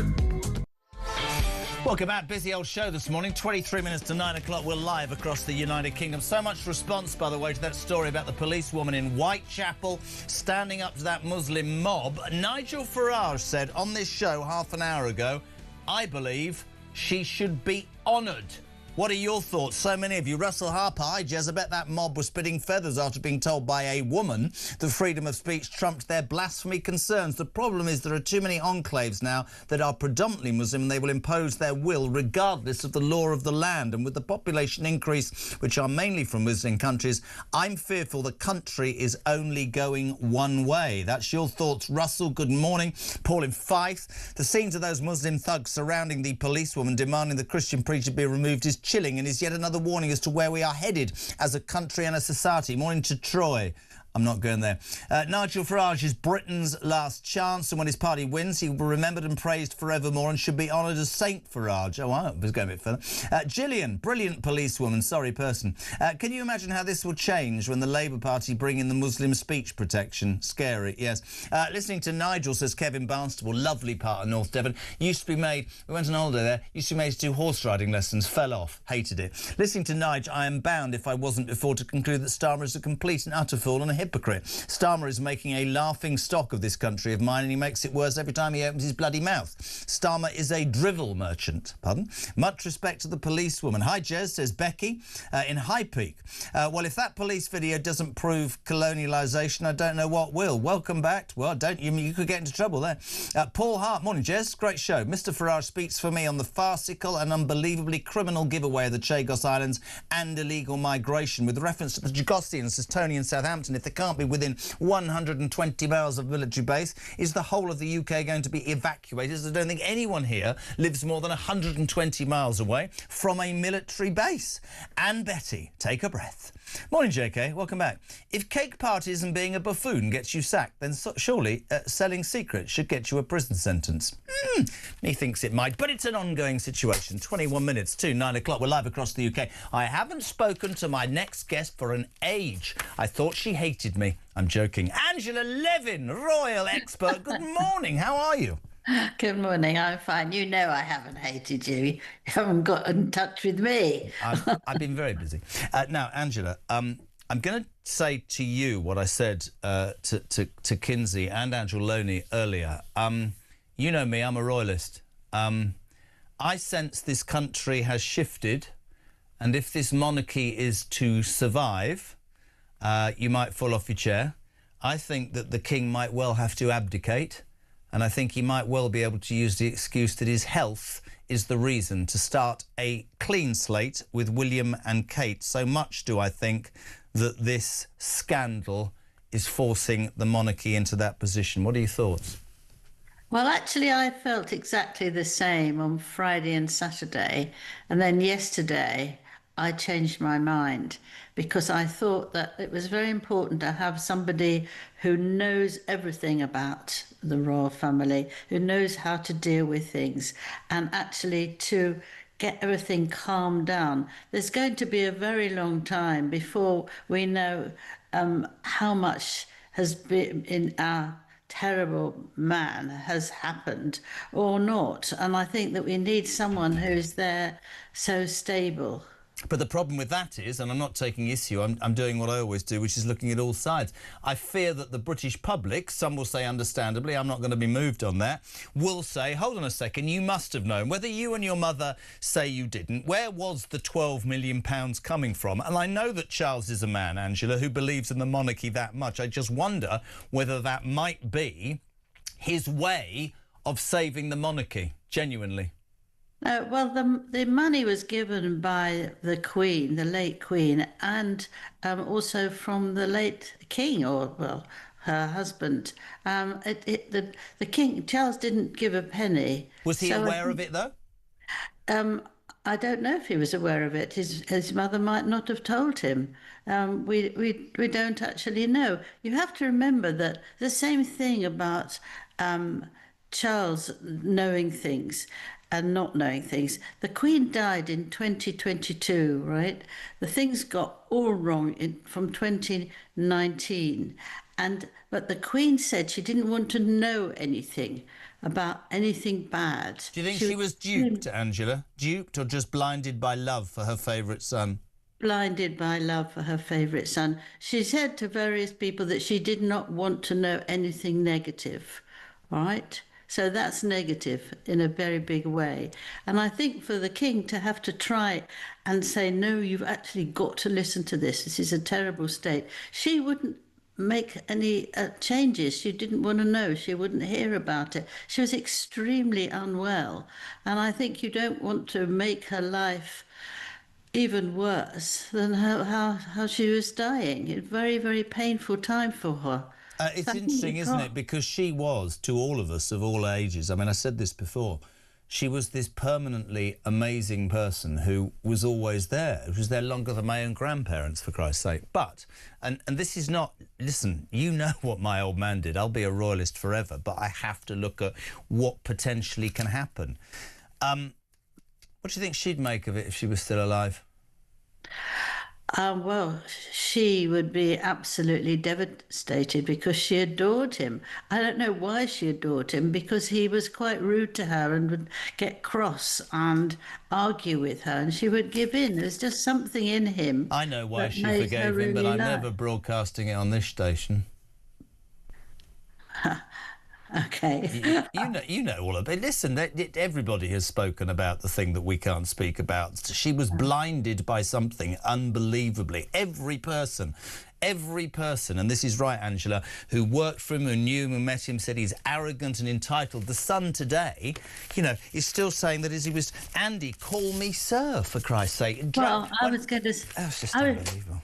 I was going to say that to you. How could the few servants he's got now being told they've got to call him sir?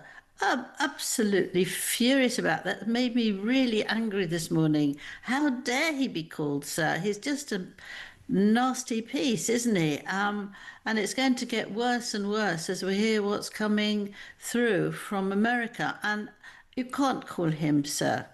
You just can't. I mean, it is such a monumentally huge, potentially cataclysmic story for the royal family, and being off last week and sort of watching it was really, really interesting. Let's go back to what I said. Do you think, you've changed your mind and maybe I'll change mine, do you think that abdication talks will be discussed? Do you think that would ever enter Charles's mind to save the monarchy? I think that he would know that. He thinks he will know that a lot of thousands of people want him to go.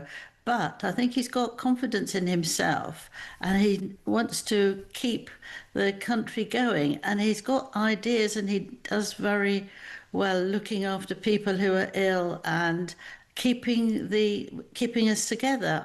I feel that now, and I think that William is in a terrible state. I think he's so angry. I don't think he should do anything. Is he angry with his father, or is he angry with the situation, Angela? The situation. I don't think he's angry with his father. He respects his father, and a lot of people say they're having rows, and I go and find from people who know, and they say no, they're just doing this. And I think this is very much from people who want to kill the whole royal family altogether, so they make up stories.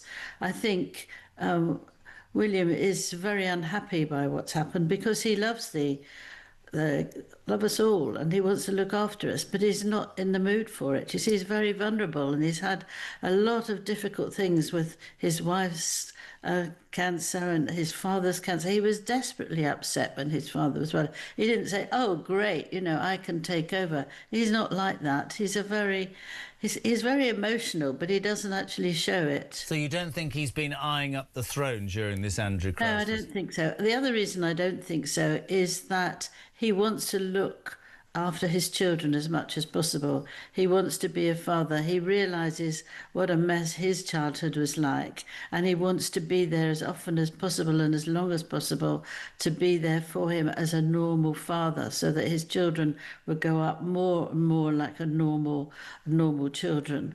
I'm going to stand back because I'm going to light the touch paper. If you're listening to Angela Levin or watching, stand by for the ultimate question. I know you love her. Do you think Meghan Markle will have been rubbing her hands with glee over this latest crisis, Angela? Now I think she'll be terrified because if it's happened, she doesn't know what's going to happen to her, where she's been and what she's done, and I think she's very scared. Really? What do you mean Yes. where she's been and what she's done? You're not talking about Epstein's Island, are you? Well, I'm just talking about generally how she's been, and I'm not going to go into that detail at all.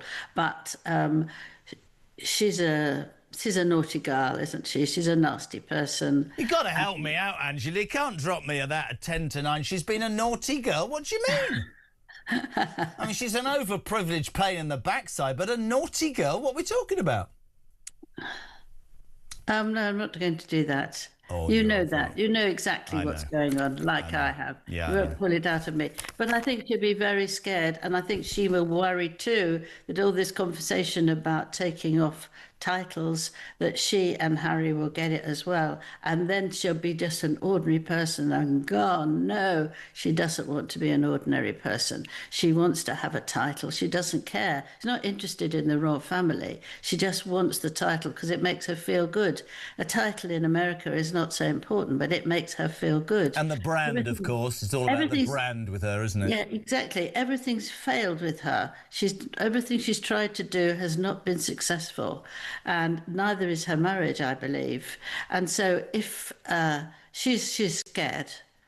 I love it. You don't like Meghan. It's brilliant. I've been my friend forever. Now, we started this by saying we both are. We are both monarchists. And I do generally, as I'm sure you do, have a fear that the tide perhaps is turning. And we know, don't we, over sort of surveys after the last few years, that sort of Republican view is increasing. 2 questions for you, Madonna. Does the monarchy survive this crisis? Well, I hope so. I don't know. I can't sort of know what's going to happen in the next year or so because they might be looking at all these things that Andrew's done for up to a year. So we need to wait. But I do think that the king will put everything he can into calming people and doing his duty. If not abdication, in your experienced mind, and you would accept that there is a craving and a desire amongst his subjects for more. I know there's been a statement, and I know that it's an ongoing investigation, so it's difficult, and he's the monarch and all that. What do you think he has to do, or what do you think he'll do to try and get his subjects back on side? I think he needs to do his work. He needs to be going to the places that matter, going abroad because he's welcomed hugely, and that brings money and business to this country, and actually looking after. I mean, when he goes to people who've got cancer, he now goes to lots of hospitals where people are there. He talks to them, he wishes them well, and he's very open. How the Queen wasn't so open. She's a wonderful woman, but you couldn't have that sort of conversation with her. He's open, and I know people who he's been to, they say, oh, he's marvellous, he's so nice to me. And I think that's very important too. So if he goes abroad, he can do all that. He looks after people here. And he does his very best. He knows what he's doing, and he cares. He cares very much about all of us. I don't doubt that. I just fear, as a monarchist, that might not be enough going forward, and I think that is the real issue for the future of the monarchy. And he might be going forward. They have to be more transparent, and they have to be more open about businesses and relationships and stuff like that. I remember the old man said to me before he died that there was a mystique about the royal family. That's what they used to call it when they worked for the Queen Mother. There was a mystique. But he said, and I might get slagged off for this, that the minute he blamed Charles and Diana and said they both used the media systematically to score points off each other, and the minute that happened, the whole thing transferred. Nobody knew anything about the monarchy before. The world has changed, Angela, hasn't it? And of course, with scandal and with criticism, it feeds the desire for more and makes people question the institution. Yes, but things might change again. Yeah. People who don't want it now might want it very much ahead. Who do we want to stay in his place? I mean, if we don't have anybody who's a member of the royal family, who's going to come? Our Prime Minister, for God's sake? Star, for God's sake. President. That'll be the next thing, won't it? Angela, it will never be this long again. I'll say, come back. We love having you on. Thank you so much. Wonderful. Take care, darling. Thank you. Bye. Angela Levin, royal biographer there. Very interesting. Morning, Wayne. Morning, Jezza. Bit late this morning. It's Wayne from Erdington in Birmingham. We had a power cut on Sunday, early hours of Sunday morning at 2 a.m. I had a text from the National Grid saying there's a power cut. Then at 5 a.m, the power come back on, and I had another text message from the National Grid saying your power has been restored. The problem was underground. I don't believe that, Jez. I believe it was overground, and it certainly wasn't the Wombles. It's Ed Millipede, and it could be happening all around the country if we leave this Wally hanging about. Have a good show, Mucker. So he's had a blackout of his electricity. I'm going to make a guarantee to all of you, and you can quote me and slag me off. You know, it's been raining for about a year. I'll have a bet with anybody by June there'll be a hosepipe ban. Morning.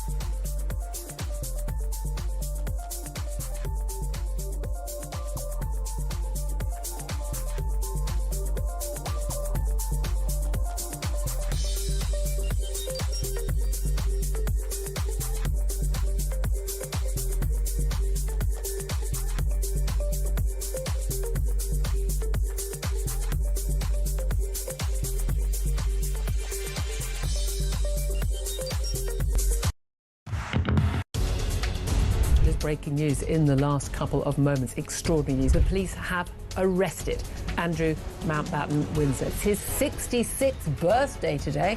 What a birthday present that is.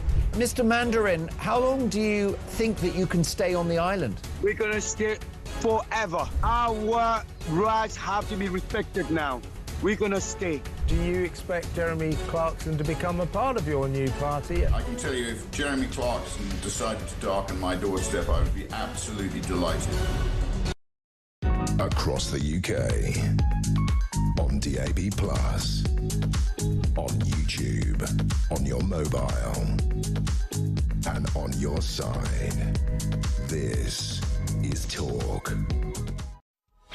Welcome back, 5 to 9. What a busy show in the final hour. Zia Youssef, the new Shadow Home Secretary for Reform, will make an announcement about how many illegal migrants Reform will deport in their first few days in government. All that in the next hour. Isabel Oakeshott will be here. Peter Blexley, former Met Police detective, talking about that very brave policewoman who faced up to a group of Muslim men. Group's nice, isn't it? I didn't say mob. In Whitechapel, where they said, this is a Muslim area, get that Christian preacher out of here. And she said, no, free speech works both ways. Deal with it. 0344 499 1000. Kaz from Kenton. Andrew wasn't called Randy Andy for nothing. Right. Hi, Jez. With regard to the potential abdication of the king, says Carl in Derbyshire, it wouldn't be good for William and Catherine to be coronated on the back of a scandal. It would haunt his reign forever. Roger in Wales. I think any detention centres that have to be created ready for deportation when Reform get into power. Brilliant. Anna in Surrey. That female police officer has more testosterone than the whole of the men in the West Midlands police force. Morning, Jez. That WPC has a bigger pair than any male officer out there. She's promoted to commissioner. Where's Poppy, says Gary in York. Poppy is in Dover. She'll be back. When's she back? Wednesday? Poppy, yeah. Hello to Joanna. Hi, Jez. If the king steps down, he can testify against Andrew, or William could be called as a witness and taint his reign. Triggers, Ed Miliband's mouth. It's like Wallace from Wallace and Gromit. Brilliant. It's 4 minutes to 9 o'clock. Push the button, Big 90 M. minutes in 90 seconds. From the Sun. A very good morning to Gary Stonehouse, the North Eastern Yorkshire football reporter for the Sun. Morning, Gaz. Morning, how are you? I'm good because, as a West Ham fan, I firmly and fervently believe, despite the fact we didn't beat Bournemouth, that we will survive. And I'm going to stick my neck on the line. You can laugh at me, Miss Stonehouse. I think that Nottingham Forest, judging by their performance yesterday, will survive. And I think Spurs are going to be relegated.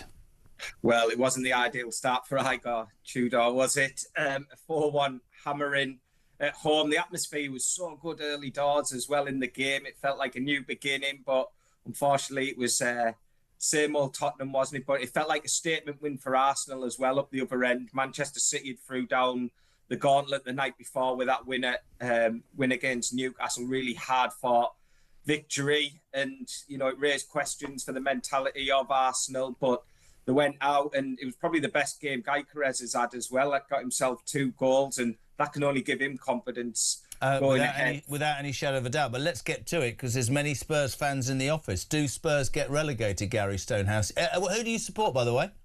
I'm a Middlesbrough fan, so hopefully we'll be swapping places with whoever. Dropping points, very poor draw at Oxford, Coventry back on top. But no, seriously, I bumped into Ali McCoy's this morning and Ray Parlour on the way to them doing TalkSport Breakfast, and they were both saying for the first time they're starting to think that whole theory of, Spurs are too good to go down. Don't think they are. Neither do I, and they've got that many injuries. You can't say our squad's too good to go down, but if they're not fit and they're not playing, it doesn't matter, does it? Confidence is absolutely shot there, isn't it? You know, I saw the manager last night. He was saying he has every confidence. They are too good to go down. They've got to answer that and start doing it quickly on the pitch, because even though Nottingham Forest got beat yesterday, that's 2 really good performances under their new manager. You've got Leeds, who are still getting plucking away, getting points. Crystal Palace got a win. It's, you know, other teams are getting away. I can't believe what I read, and we haven't got much time, but apparently Spurs have not won in 2026, which is astonishing. So very quickly, do West Ham survive, Gary Stonehouse? I think they will. Do Middlesbrough get promoted, Gary? Do Middlesbrough get promoted, Gary Stonehouse? Of course they do. And the big question, do Spurs get relegated, Gary Stonehouse? I think it'd be great if they did. Oh, we love you, man. Good lad. Gary Stonehouse, love you. Morning, Jay. Morning, Jezza. Great show as always. I just want to point out, not only did the Tottenham lose and the Forest lose, so happy days for us being the Hammers. I just want to say well done to that female police officer, because that's all the public want. They just want the police to be fair. Down the middle, enforce the law, and there'll be no moaning about what the police do and the 2-tier stuff. Just want fairness, that's all.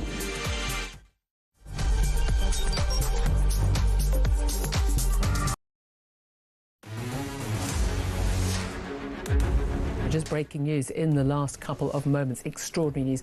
Not just that the police have arrived at the Sandringham estate where Prince Andrew, as was now Andrew Mountbatten Windsor, is currently living since being thrown out of the Windsor estate. The police have arrested Andrew Mountbatten Windsor. It's an extraordinary revelation and development on this story involving the Epstein files and all the allegations that have been swirling around about Andrew over the many years, from Virginia Giuffre, now sadly deceased, and since then, and certainly what's been contained in the Epstein files as released in the last few weeks. But the police have arrived at Sandringham estate this morning, where Andrew has made his new home. It's his 66th birthday today. What a birthday present that is. He has been arrested by the police. Of course, the brother of the current king, the second son of our late Queen Elizabeth. This is an extraordinary development. Those of us who've been talking an awful lot about establishment cover-ups and lack of, should we say, interest by the police in what are very, very serious allegations against Andrew. Perhaps pleased that that pressure has finally been put on the police, and they have done the job of actually looking into these issues seriously. Must bear in mind, of course, that the Prince has not been charged with any crime at this point, and he has always denied any wrongdoing in relation to any of the allegations about him. We'll give you more on that. We'll talk to you about that throughout the show, but I'm just being told that the arrest has been on suspicion of misconduct in public office. This, of course, relates to those Epstein file allegations and the documents that, if they are true, would suggest that he had, it is alleged, passed on basically what was confidential government information when he was the UK trade envoy for this country for 10 years to Jeffrey Epstein for Jeffrey Epstein's financial gain.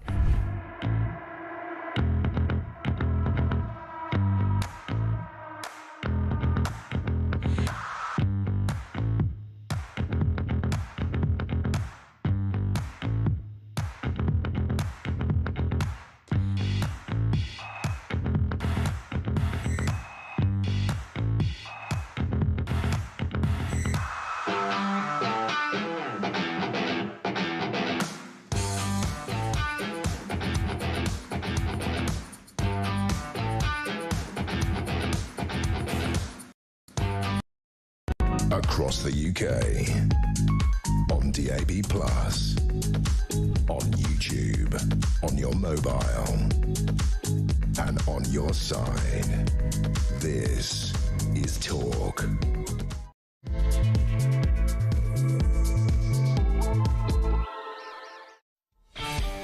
Welcome back, my friends. Just gone 9 o'clock. We are live across the United Kingdom. This is Talk, the home of common sense and, of course, the home of Alarm Clock Britain. And Robert Jenrick, by the way, who's just been announced as the Shadow Chancellor for Reform, has decided to use the phrase Alarm Clock Britain, which I think I patented, so he owes me some money.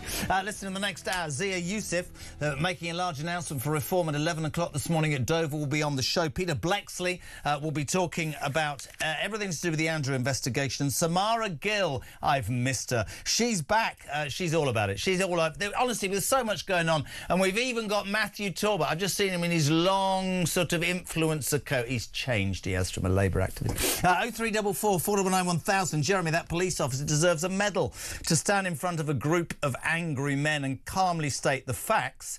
Takes courage and conviction. They dare say they didn't like what came out of that Christian's mouth. Well, maybe they should listen to the majority of Britain. We don't like what comes out of their mouths, says Mary in Canterbury. JK, trigger warnings. I hate it when people roll their eyes. Recently, I watched The Lion in Winter. Catherine Hepburn and Peter O'Toole on Blu-ray had a trigger warning about attitudes at the time. It's set in the 12th century. She's responding to the news this morning, my friends. This is genuinely true. A new Elvis film... is to be... See what I did there? Is to be given a trigger warning because he gyrates his hips. And had a bra thrown on stage. So apparently that's a trigger warning. God, I've spent years aiming for somebody to throw their bra at me. It never happens. Anyway, let's crack on. Delighted to welcome my next guest. Newly... See, they've got it wrong here. It says Head of Policy. No. Newly appointed Shadow Home Secretary for Reform. A very good morning to Zia Youssef. Hello, Zia. How are you? Good morning. Very well. Good to have you on, my friend. Big day.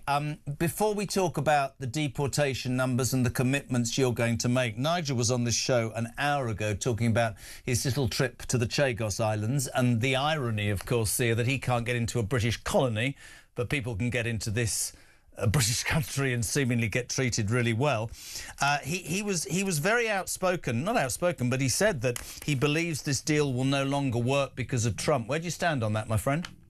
Well, we've been clear from the outset. Nigel's been clearer and louder on this than anybody else, I would say, that this whole Chagos deal is a massive betrayal of this country. How it could possibly make sense that ceding sovereign British territory to another country and then, to make matters worse, paying that country, proposing to pay them billions and billions of pounds over the decades to come to lease it back, compounded by the fact, of course, that China has a very keen interest in this area. It is obviously a massive national security issue, which is why President Trump is so exercised about it. It's an absolute disgrace. Why? Because Keir Starmer continues to... I mean, he is one of these people who's dedicated his life to the idea of these, quote, international laws being used to subvert the rights of the British people. I'm going to talk about that in my speech today. Well, I wanted to come to that. I wanted to just get you on Chagos, but the most important thing, and congratulations on the new role, my friend, as well, Shadow Home Secretary. Today in Dover,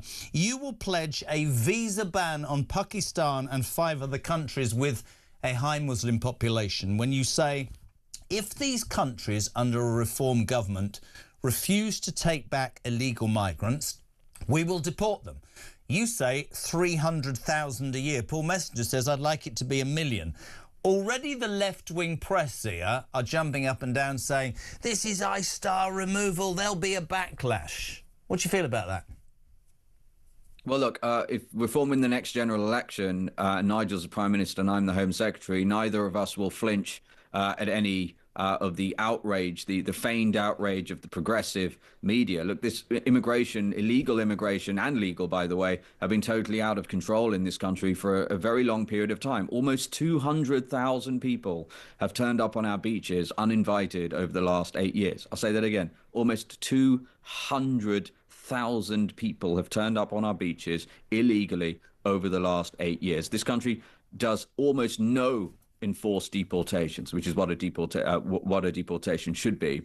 The reality is we have to solve this problem. The only way we can solve it is with an emergency program like the one we have outlined, Operation Restoring Justice. Number one, we leave the ECHR and disapply every other international treaty that would otherwise then be used to frustrate deportations. Number two, we have to rapidly build detention capacity, which thanks to modern technology can be done using modular detention capabilities, can be done very, very quickly. We've got to create a new agency, we'll call it UK Deportation Command, and they will have one mission, and that is detaining and deporting illegal migrants. And then, of course, you've got to have a very high-quality operation in terms of our charter flights, and we'll have the RAF available on standby should there be any mechanical issues with the planes. Those flights will leave. Every single thing I just described is absolutely necessary. Will it be easy? Of course not. Every single one of those things is going to be incredibly hard. I think we are, look, what I will say is this, we are focused on this. We've already started drafting the legislation. We will have thousands of pages of primary legislation ready to go by the next general election, so that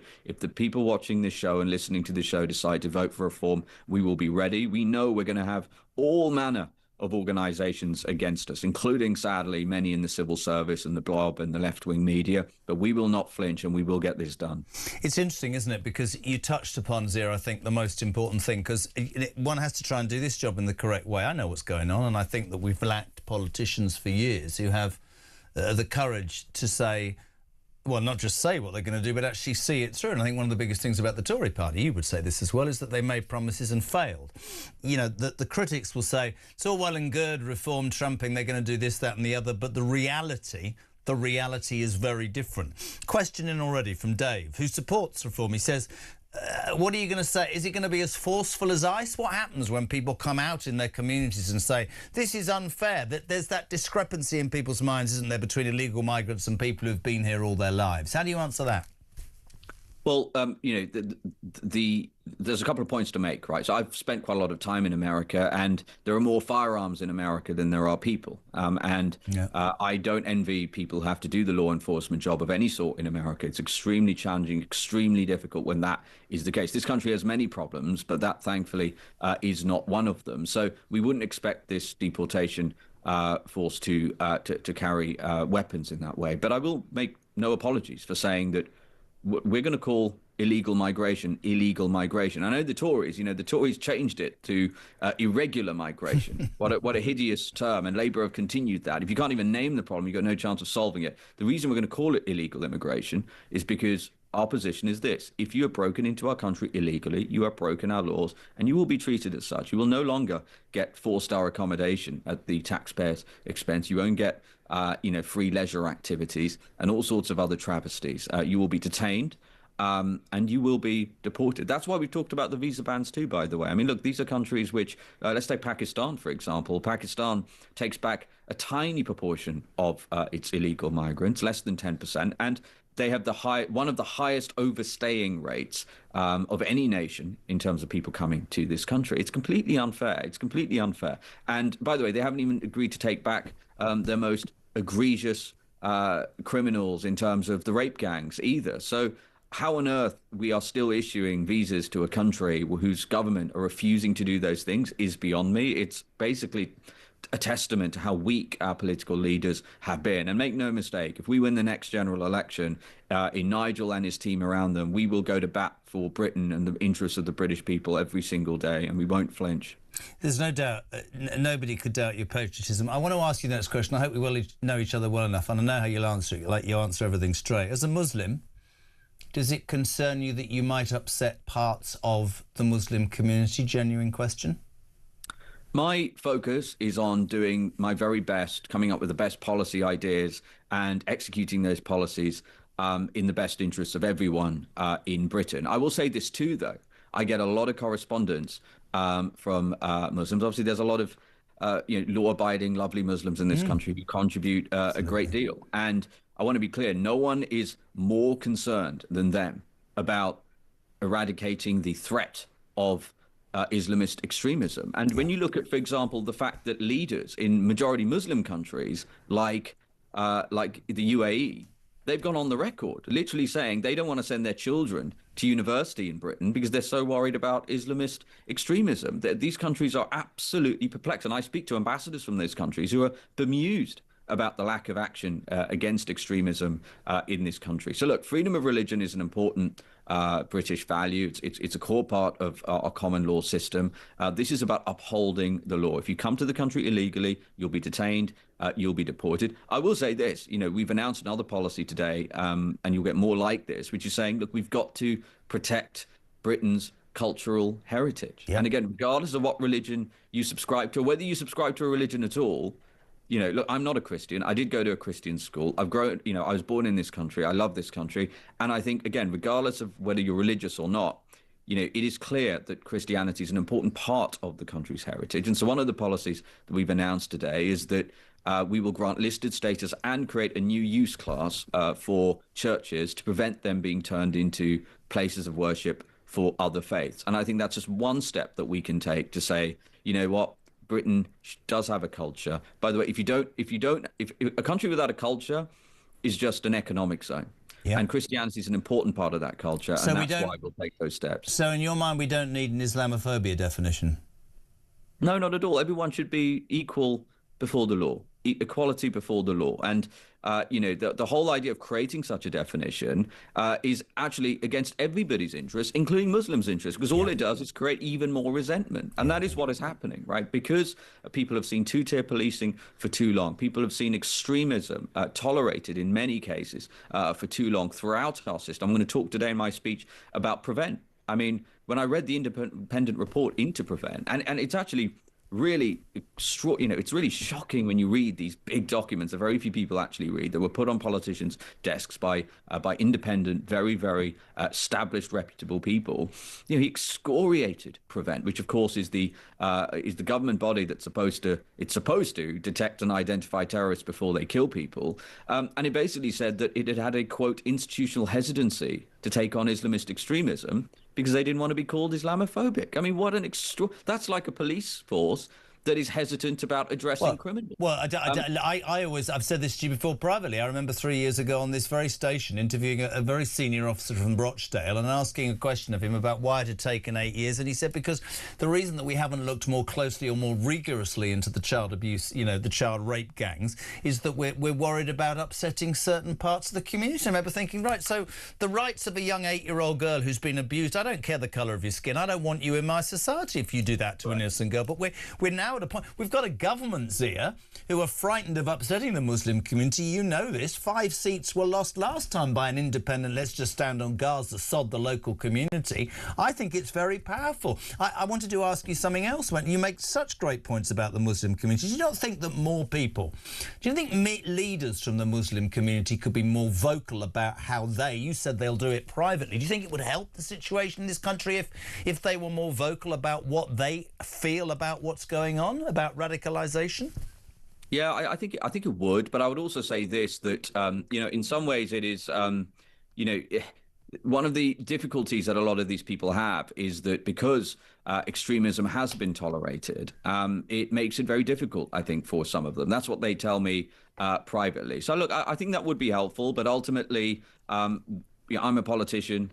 I'm the Shadow Home Secretary, wanting to be be the Home Secretary after the next general election, if that's what the British people choose to deliver at the ballot box. And Nigel, as Prime Minister, will not flinch in the face of those threats. What we've got to do is A, pass the right legislation, and then B, get government authorities. I mean, just to finish this point, when I say that it's outrageous for an independent report to say that Prevent is worried about has a hesitancy to address Islamist extremism. The reason that is outrageous is because 3/4 of MI5's caseload is Islamist extremism. This is driven by data. And that's what I'll be announcing today, to say that Prevent will allocate its resources in direct proportion to MI5's caseload. Before you go, one final question. You're heading off Stover. Home Secretary brief also includes policing. I guess you've seen the video of that incredibly brave policewoman standing in Whitechapel at the weekend amongst a group of Muslim men who... There was a Christian preacher preaching and they wanted him gone. They said it's a Muslim error. This female policewoman on her own just went, no, free speech works both ways. Nigel was on the show earlier. He said she deserves a medal. I sort of agree, don't you? I absolutely do. Remarkable. And, you know, so often police officers are filmed on smartphones in an attempt to try to get them, you know, to try to gotcha them, right? And try and get them to go viral, which I think is very unfair. And I have so much respect for our brave policemen and women who put themselves in harm's way like this. But the way she kept a level head and managed to actually defuse what looked like a very difficult situation there, and actually, frankly, explaining to them how important free speech was. And what I loved about the clip was she said, well, look, it is a public space. You don't have to see eye to eye. You don't have to like what they're saying. I thought it was an exemplary example of how to diffuse the situation and how to be very courageous in doing that. And again, standing up for British values and things that we all hold dear. Sia, tremendous to have you on, my friend. I know you've got a busy day, that big announcement with the reform about all the problems to do with immigration. 11 o'clock this morning, we'll cover that. Thank you, my friend. 9:20, we're live across the United Kingdom.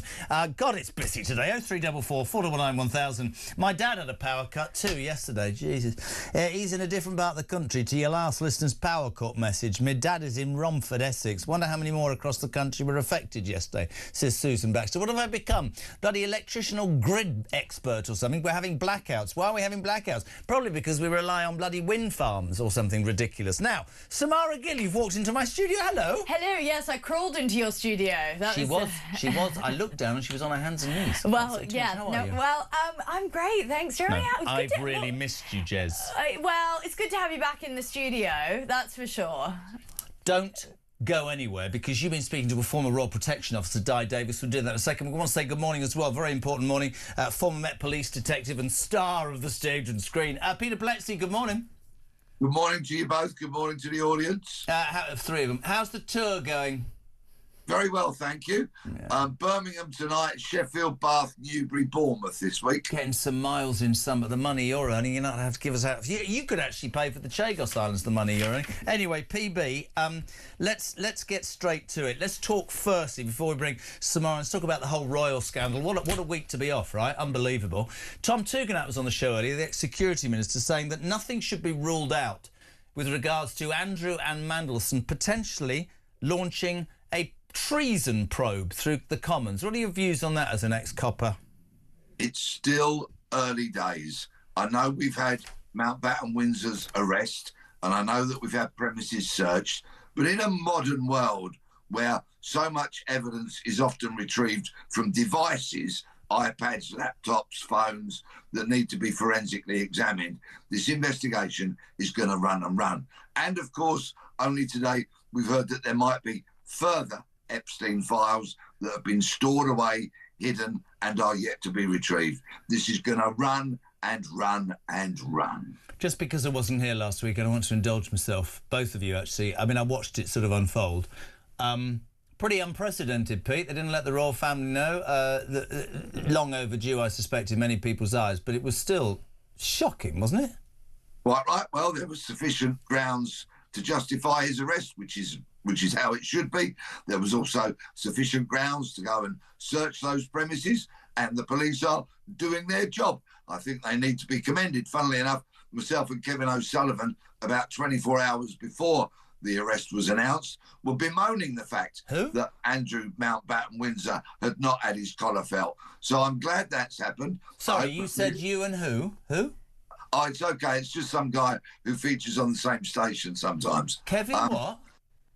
So we were delighted that that arrest had been made, and I hope the police are pursuing this with all the vim and vigour that you bring to your show every day. You're very kind. It's an ongoing police investigation, Samara. You know that as well, so it's very difficult. But for me, it was just unbelievable. And then, of course, I found out in the middle of the week that... Do you know who advocated Andrew as a trade envoy?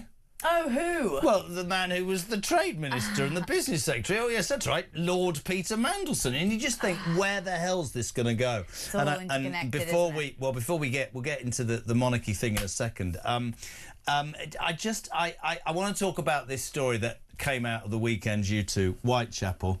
Have you seen this footage, Pete? I certainly have. For anybody who doesn't know, this is very simple. A Christian lay preacher, apparently that's what you call them, walked into a certain area in Whitechapel at the weekend and started pontificating about, just basically saying, be a Christian. And a group of Muslim men came towards him and said, get out, this is a Muslim area.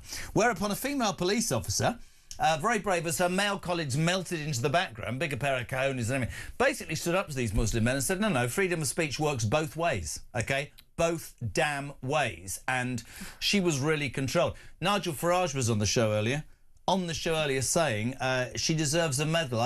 We criticise the police a lot. I bet she'll be on desk duty in a minute. They won't like that high above, will they? Common sense, Pete. Ridiculous.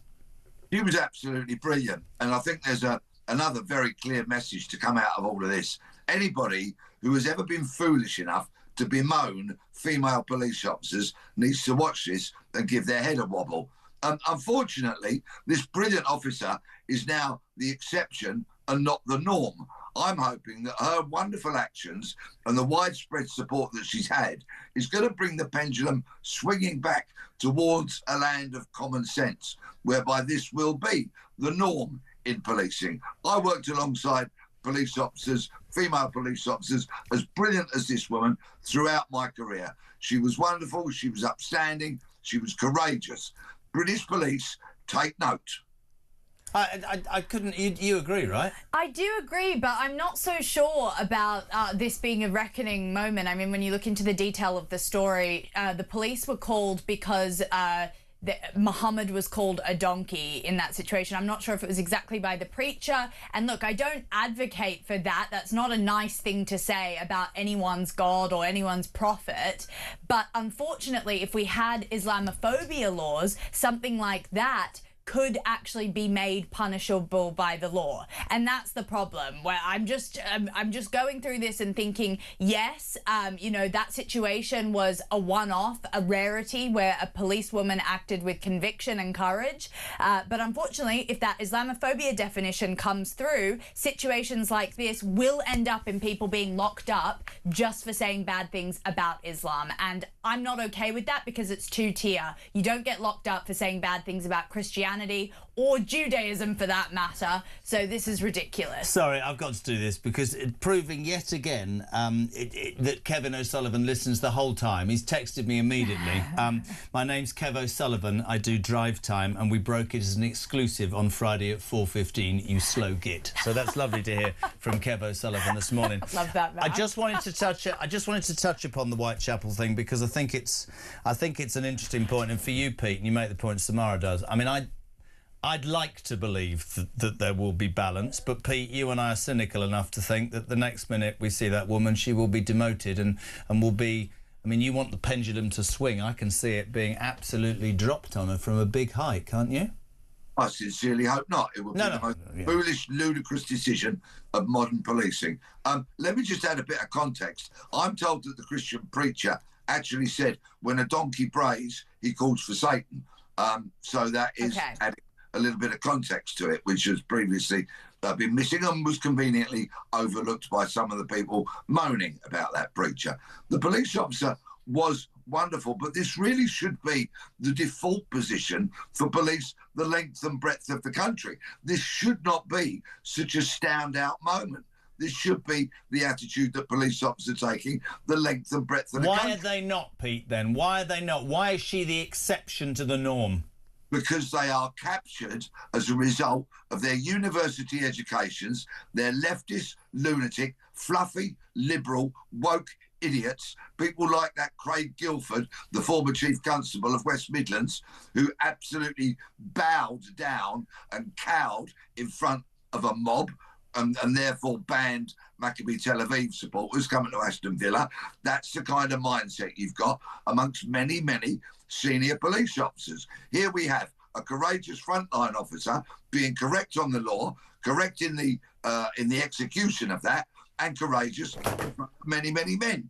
More courageous than so many senior police officers who, as we speak, are sitting behind their leather-top desks, espousing nonsense and letting down the front line.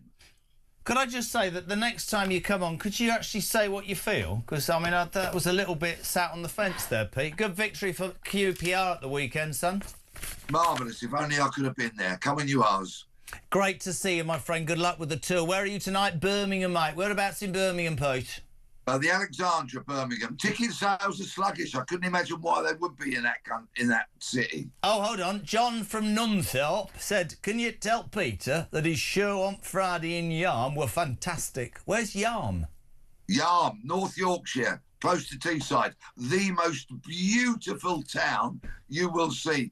Go to Yarm. It is absolutely delightful, and the audience were wonderful. Mary says, I don't know if you heard this story this morning, Pete, a new Elvis film, has been given a trigger warning, because he apparently gyrated his hips and he had a bra thrown on stage, so there's now a trigger warning. Have you had, says this text, any bras or knickers thrown at you as you've spread across the United Kingdom?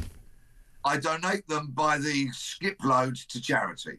Mrs. Blex is in the wing. She got no hope, PB. Good luck, man. We love having you on. Thank you very much indeed. Peter Blexley back very soon at a cinema. No, a theatre near you. £4 for a ticket and £2.50 if you're a pensioner. A very good morning to a lady who's definitely not a pensioner. Well, you've changed. What's going on? I mean, you should say, Jez, you're welcome back. Thank you for making my... Now you've just gone off into this stratosphere. You've got agents and people running around after you. Well, yeah, exactly. I mean, I've been in the wars. I'm a bit cynical because last week was the maddest week of news ever, and I was so angry, no, mate. I feel like you kind of predicted it. And Well, like, I didn't. I was so angry. You tried going to the tip 3 times a day and dealing with toddlers when, in fact, Andrew's been arrested.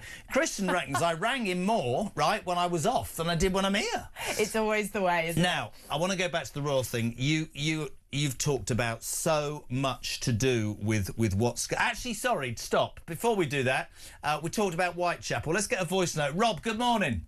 How ironic that the only Metropolitan Police officer with a pair of balls is a lady. She should be promoted and put in charge.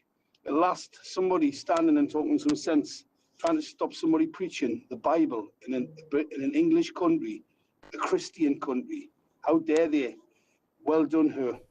Quite right, Rob in Newcastle. Right back to it. The royal scandal. Yeah. The royal scandal. I mean, look, I spoke to a Royal Protection Officer, Di Davies, this weekend. He had some really interesting things to say because the protection officers are being investigated. Yep. I want to know who covered this up, who was involved. Will the King be implicated in this? I know you were talking to Kinsey about it earlier. I think he has to be. I think he's going to have to abdicate to save the monarchy. Well, Di spoke about a conspiracy of silence. Let's hear from him about what that was. Okay.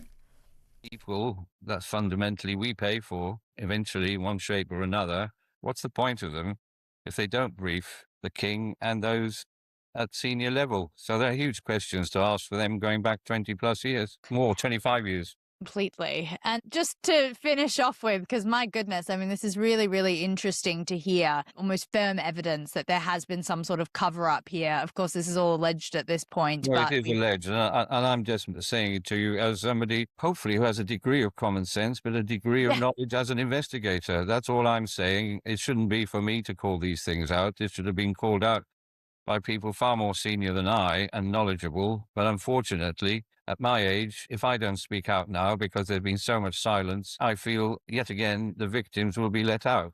Now we're talking about victims. They're going to go. My old man worked for the Queen Mother for 41 years, and he signed the Official Secrets Act, and he died, and he still would have said absolutely nothing. There is pressure because of the appalling atrocities that seem to have happened, and we have to be careful because it's an ongoing case of people around Andrew, including the protection officers, being vetted. What is Di Davies saying? That seemed to cut in the middle. What is he saying? They should be, or they should come forward. It's not their responsibility. What's he saying? He's saying a lot of people knew a lot of things and let it go and swept because it they were under terrified the carpet. of losing their job, presumably. I agree. I've got empathy for the Royal Protection Officers, and I've got empathy for those who were underneath Andrew. We know that he was an entitled person who absolutely thought that had complete authority over anyone who worked for him, and he was very pompous in that way. But unfortunately, you know, the king, other senior members of the royal family, and the Queen at the time would have been briefed in some capacity, allegedly, about Andrew's behaviour. Did you see Isabel's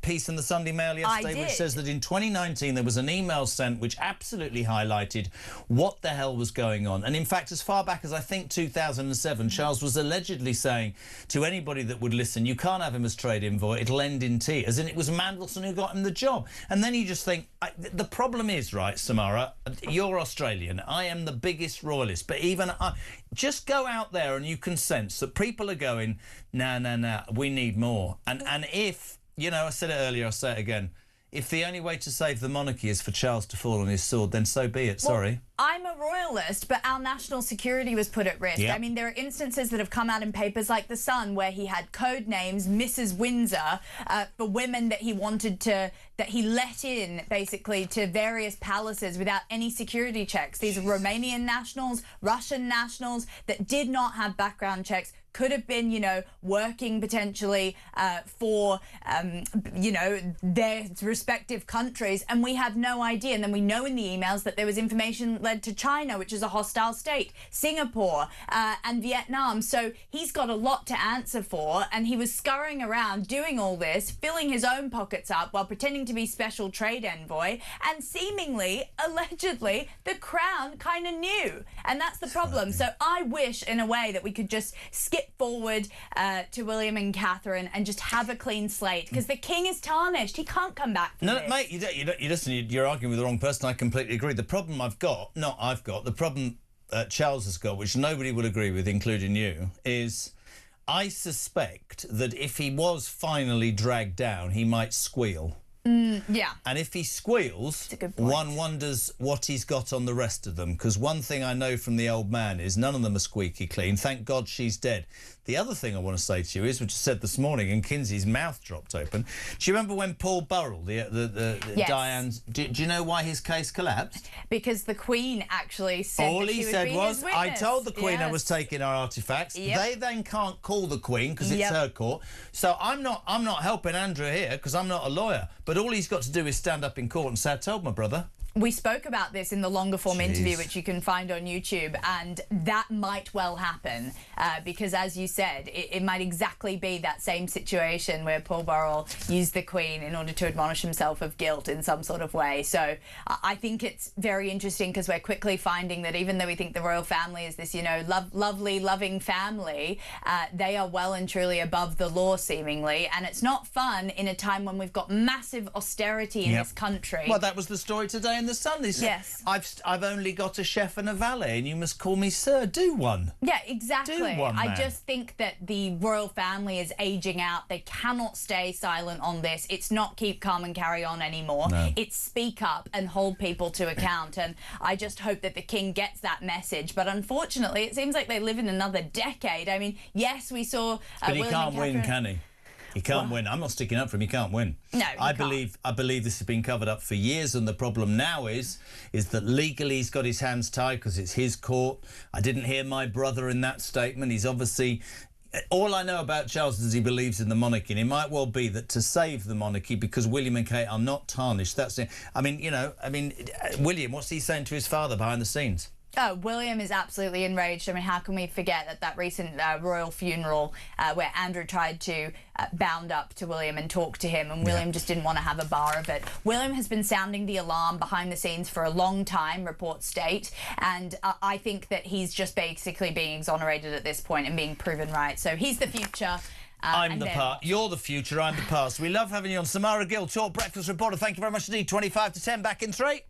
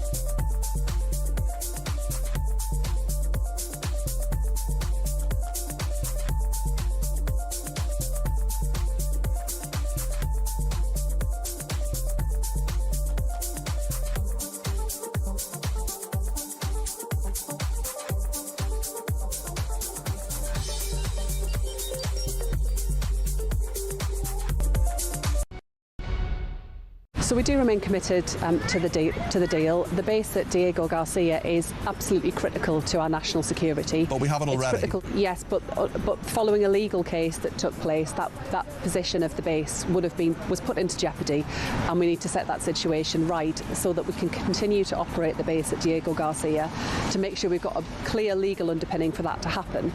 But the base is critical to our national security, both abroad and at home. The actions on that base keep people here in this country safe from harm and safe from nations that would wish to do us ill.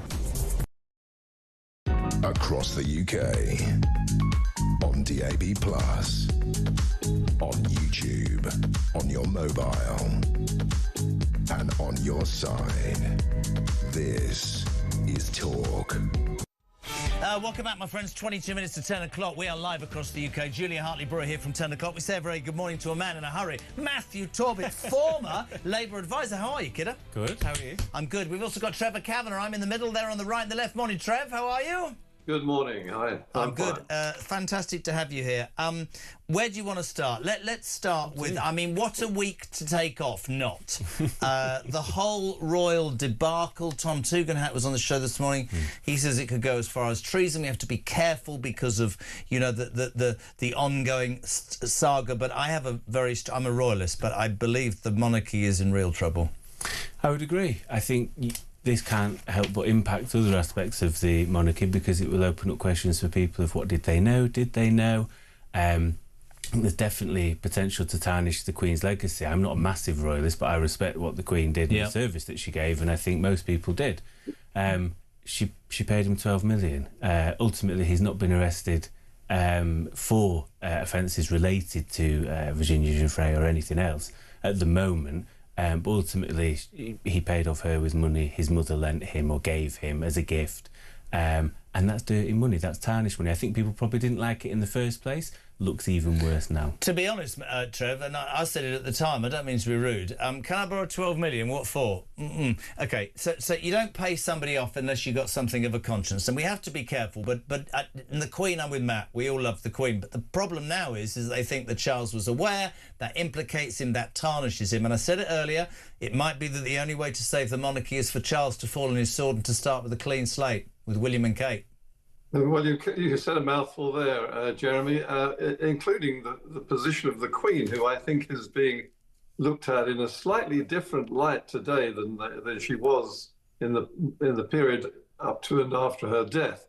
I mean, Andrew is the product of this mess, which the Queen bequeathed to him. He was spoiled by the Queen, spoiled, literally rotten.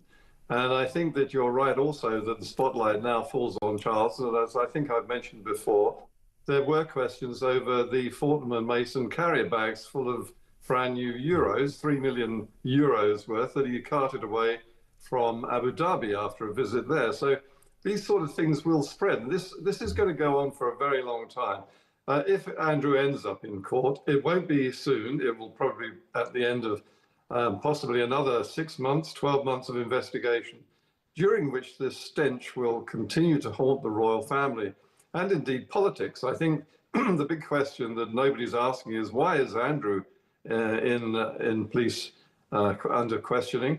Why isn't Peter Mandelson, who I think in many ways has, as far as we know, allegedly done even worse in terms of... Well, can I jump in and put that to Matt, because I think Trevor's absolutely right. I'm not sticking up in any way for that thing, but how is Mandelson still in his massive mansion in Wiltshire? Why hasn't he had his collar felt at 8 o'clock in the morning? I can only assume, with no prior knowledge, that they're different police forces. I think the Met were looking into Peter Mandelson. This was Thames Valley Police, so slightly different investigations, slightly different forces. My understanding from reports is Mandelson will be invited in, or whether that be arrested or voluntary interview, in the next 2 to 3 weeks. So I think it is coming. And I think, again, it will be a similar offence of misconduct in public office rather than anything with regards to sexual impropriety with Epstein or anything other. It's astonishing, though, Trev. I bet in all of your lifetime you've never seen anything like this. I mean, it rocks. And the thing that I wanted to say to you both is that I get all the time now from people is it's make people start to question almost everything about our establishment, not just the royal family, but who knew what, who goes where, who gets dirty little secrets covered up. My old man said to me once, and he worked for the Queen Mother, the best Jeremy Kyle show that you never did was The Royal Family, because they are more messed up than anybody else. And it does make you think, right?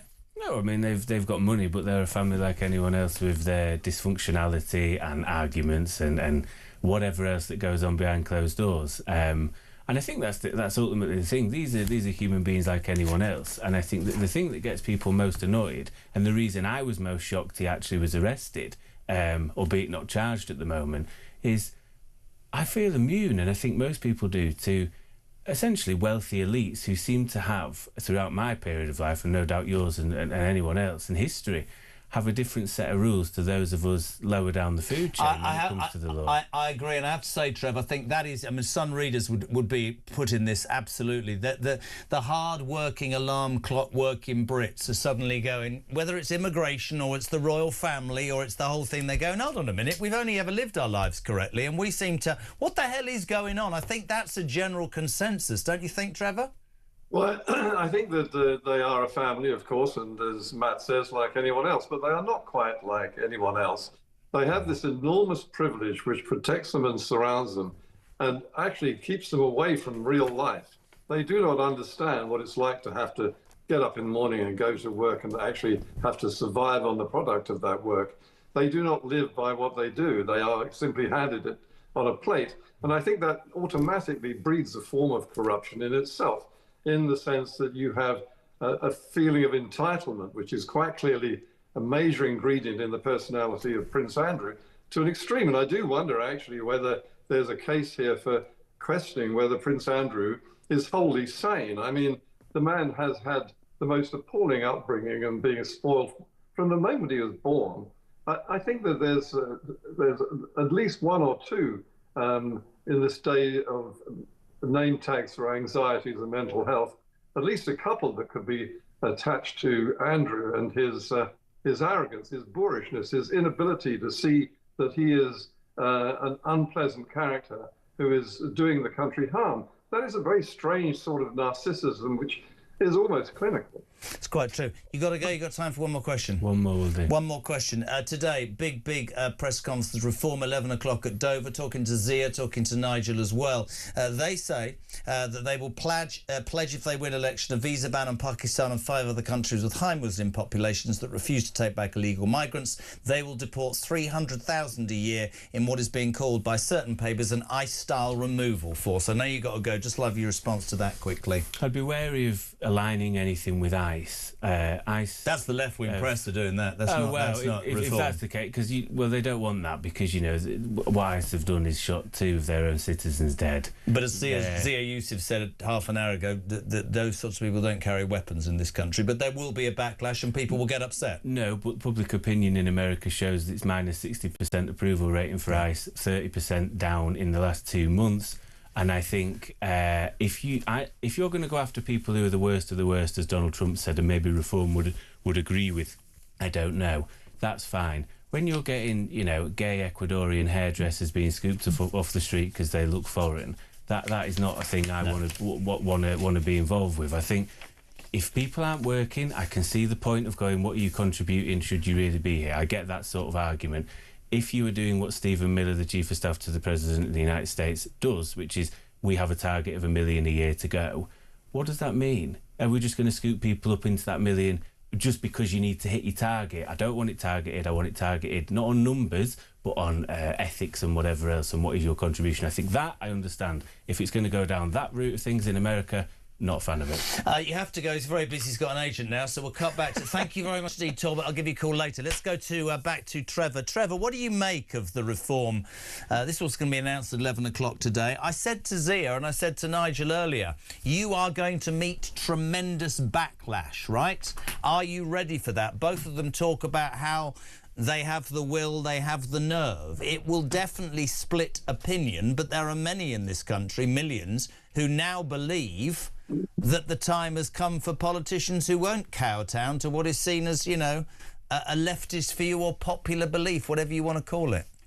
I think the time has not just come, I think it's long overdue. The question is, Jeremy, is it possible to do any of the things that are being mooted by reform about actually deporting people? Don't forget that in America, when ICE is dealing with these illegal immigrants, they are literally from countries which have no direct connection with the USA. They've come illegally and crossed the borders illegally. That is true in cases of say, Afghanistan migrants and some from the Middle East, but Pakistan and Bangladesh and the other countries are part of the Commonwealth, and we have a huge population of legitimate, born in Britain, Commonwealth citizens who originally come from those countries. And what you're doing, if you start arresting people and sending them back, deporting them, you are building a recipe for civil war. I think that the Muslim population simply will not tolerate it. I think there has to be a definition from whichever political party puts this forward. We're talking about reform in this instance. I mean, I tell the story, Trevor, you've heard it before, the guy that picks me up at night, came here 40 years ago, has built a business, learnt our language, loves and respects Britain. I think there's a massive difference. But he's more angry about illegal migration than I am, right? More than me. So I think there's a difference, and I think you have to be very careful. Certain migration has worked massively well for this country, but it's out of control. And if you've got illegal men coming here for nothing more than the reason to screw our benefit system and attack our women, sorry, but it's a fact, then those have to be dealt with forcibly. But you can't have a blanket approach, can you? No, you can't. And you were dealing with this earlier about the policewoman who was dealing with the case in Whitechapel. In Whitechapel, and she was doing it very calmly and with considerable assurance for a young woman dealing with hostile men who have a view about women in any case. But that is a rarity, an extreme rarity. She is just one of a kind. And it isn't going to happen across the country, especially in areas where the political correctness and the attitude towards immigration, which is basically open doors, is already entrenched. It's really very difficult to unpick that and put it back 10, 20 years. It's not possible. Just very quickly, I just wanted your political view, very, very, very quickly. The Green Party, I have to call us out for the second time today, they're having a vote on whether, Hamas-type attack should be supported by the Green Party. I mean, it's an extraordinary political party. We don't have to talk about elections or anything like that, but they seem to be getting mad by the moment, and enough people are calling it out, Trevor. I think we should rebrand them the Anarchist Party, because that is exactly what they are. They do not believe in the normal codes and conduct of an established society, the one that we live in, which is under threat from the very people that they represent. And I mean, what they're doing is stirring up all the sort of problems we've sort of been leading up to here in communities like in Gordon and in other parts of the world where we do have very mixed communities, some of which operate as if they are the dominant political force, as we saw in Whitechapel. This is a Muslim area. And they are pandering to those pro-Gaza protesters and will probably do very well out of it in this by-election. It is eminently possible that we'll see Zach Polanski's first MP elected under his leadership to the House of Commons. Yeah, I think it's interesting. He's an interesting character. I have a name for him. I won't do it now. Trevor, thank you, my friend. Are you giving up hope, or are you just keeping on fighting and believing we can ever get this country back? I'm treading water, but floundering. Bless you. We love having you on. Trevor Kavanagh, former political editor of The Sun. Thank you very much indeed. Morning, Lisa. Morning, Jezza. It's Lisa from Canterbury. Looking at this morning with that the white policewoman telling the Muslims. I mean, the thing is, Sadiq Khan and all the rest tried to say we're a country of diversity. These Muslim people are not diverse. They stick in their own groups, in their own little towns, their own little villages. Like I said to my husband, you're not going to get 2 or 3 Muslim women who are going to meet a British woman for a coffee and go for a swim. I mean, you just never see it ever at all. So this isn't diversity on their behalf. Thank you. Lisa, thank you. After the break, we'll give you all those candidates in the Gorton and Denton by-election. Of course, that is this Thursday. This is Talk.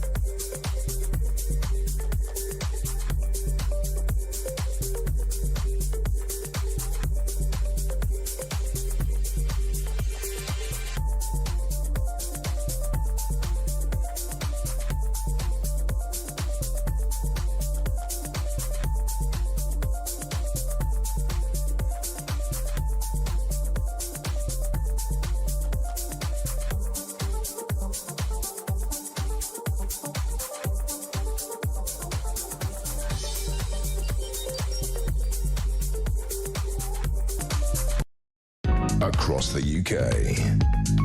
On DAB+. On YouTube. On your mobile. And on your side. This is Talk. Welcome back. 7 minutes to 10 to Julia Hartley-Brewer, the Queen of Westminster, here from 10 o'clock this morning. Fantastic as ever. Ian Collins, the Housewife's Choice, is back after a week, probably like me, on half-term. Really chuffed to be back at work, knackered like me. And Kev O'Sullivan, I don't know if you've heard of him, he's on drive time with his exclusives, because he's already texted me if that was my exclusive, but he's an amazing man. He's on from 4 p.m. What did you say? Oh, yes, fantastic. By the way, as we said, brilliant. As we said, whenever there are rules associated with broadcasting, and when we're in the middle of a by-election and people mention it, we have to name and confirm all the candidates. This Thursday, of course, Gorton and Denton in Manchester. All the candidates will be named. Nick Buckley is standing for Advance UK.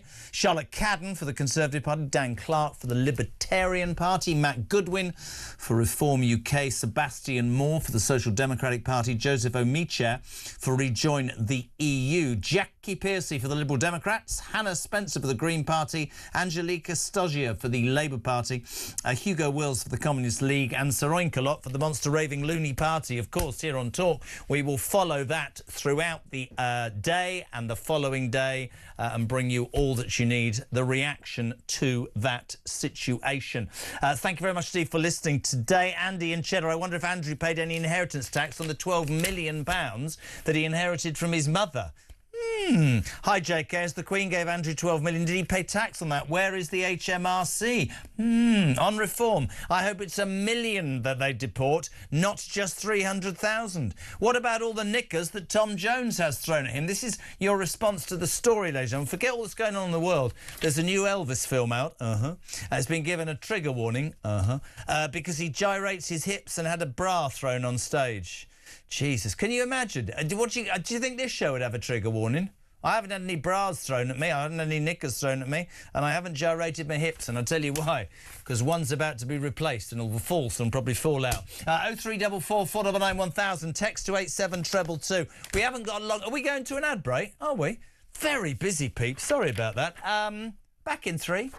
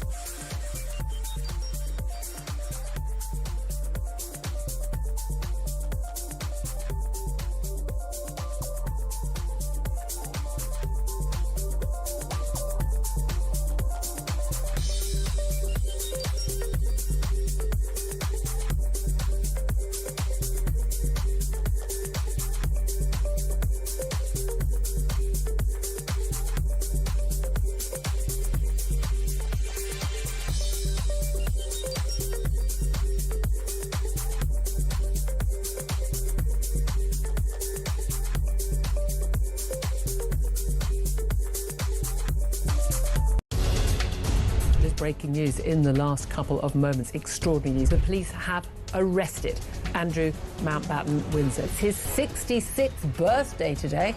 What a birthday present that is. Mr. Mandarin, how long do you think that you can stay on the island? We're going to stay forever. Our rights have to be respected now. We're going to stay. Do you expect Jeremy Clarkson to become a part of your new party? I can tell you, if Jeremy Clarkson decided to darken my doorstep, I would be absolutely delighted.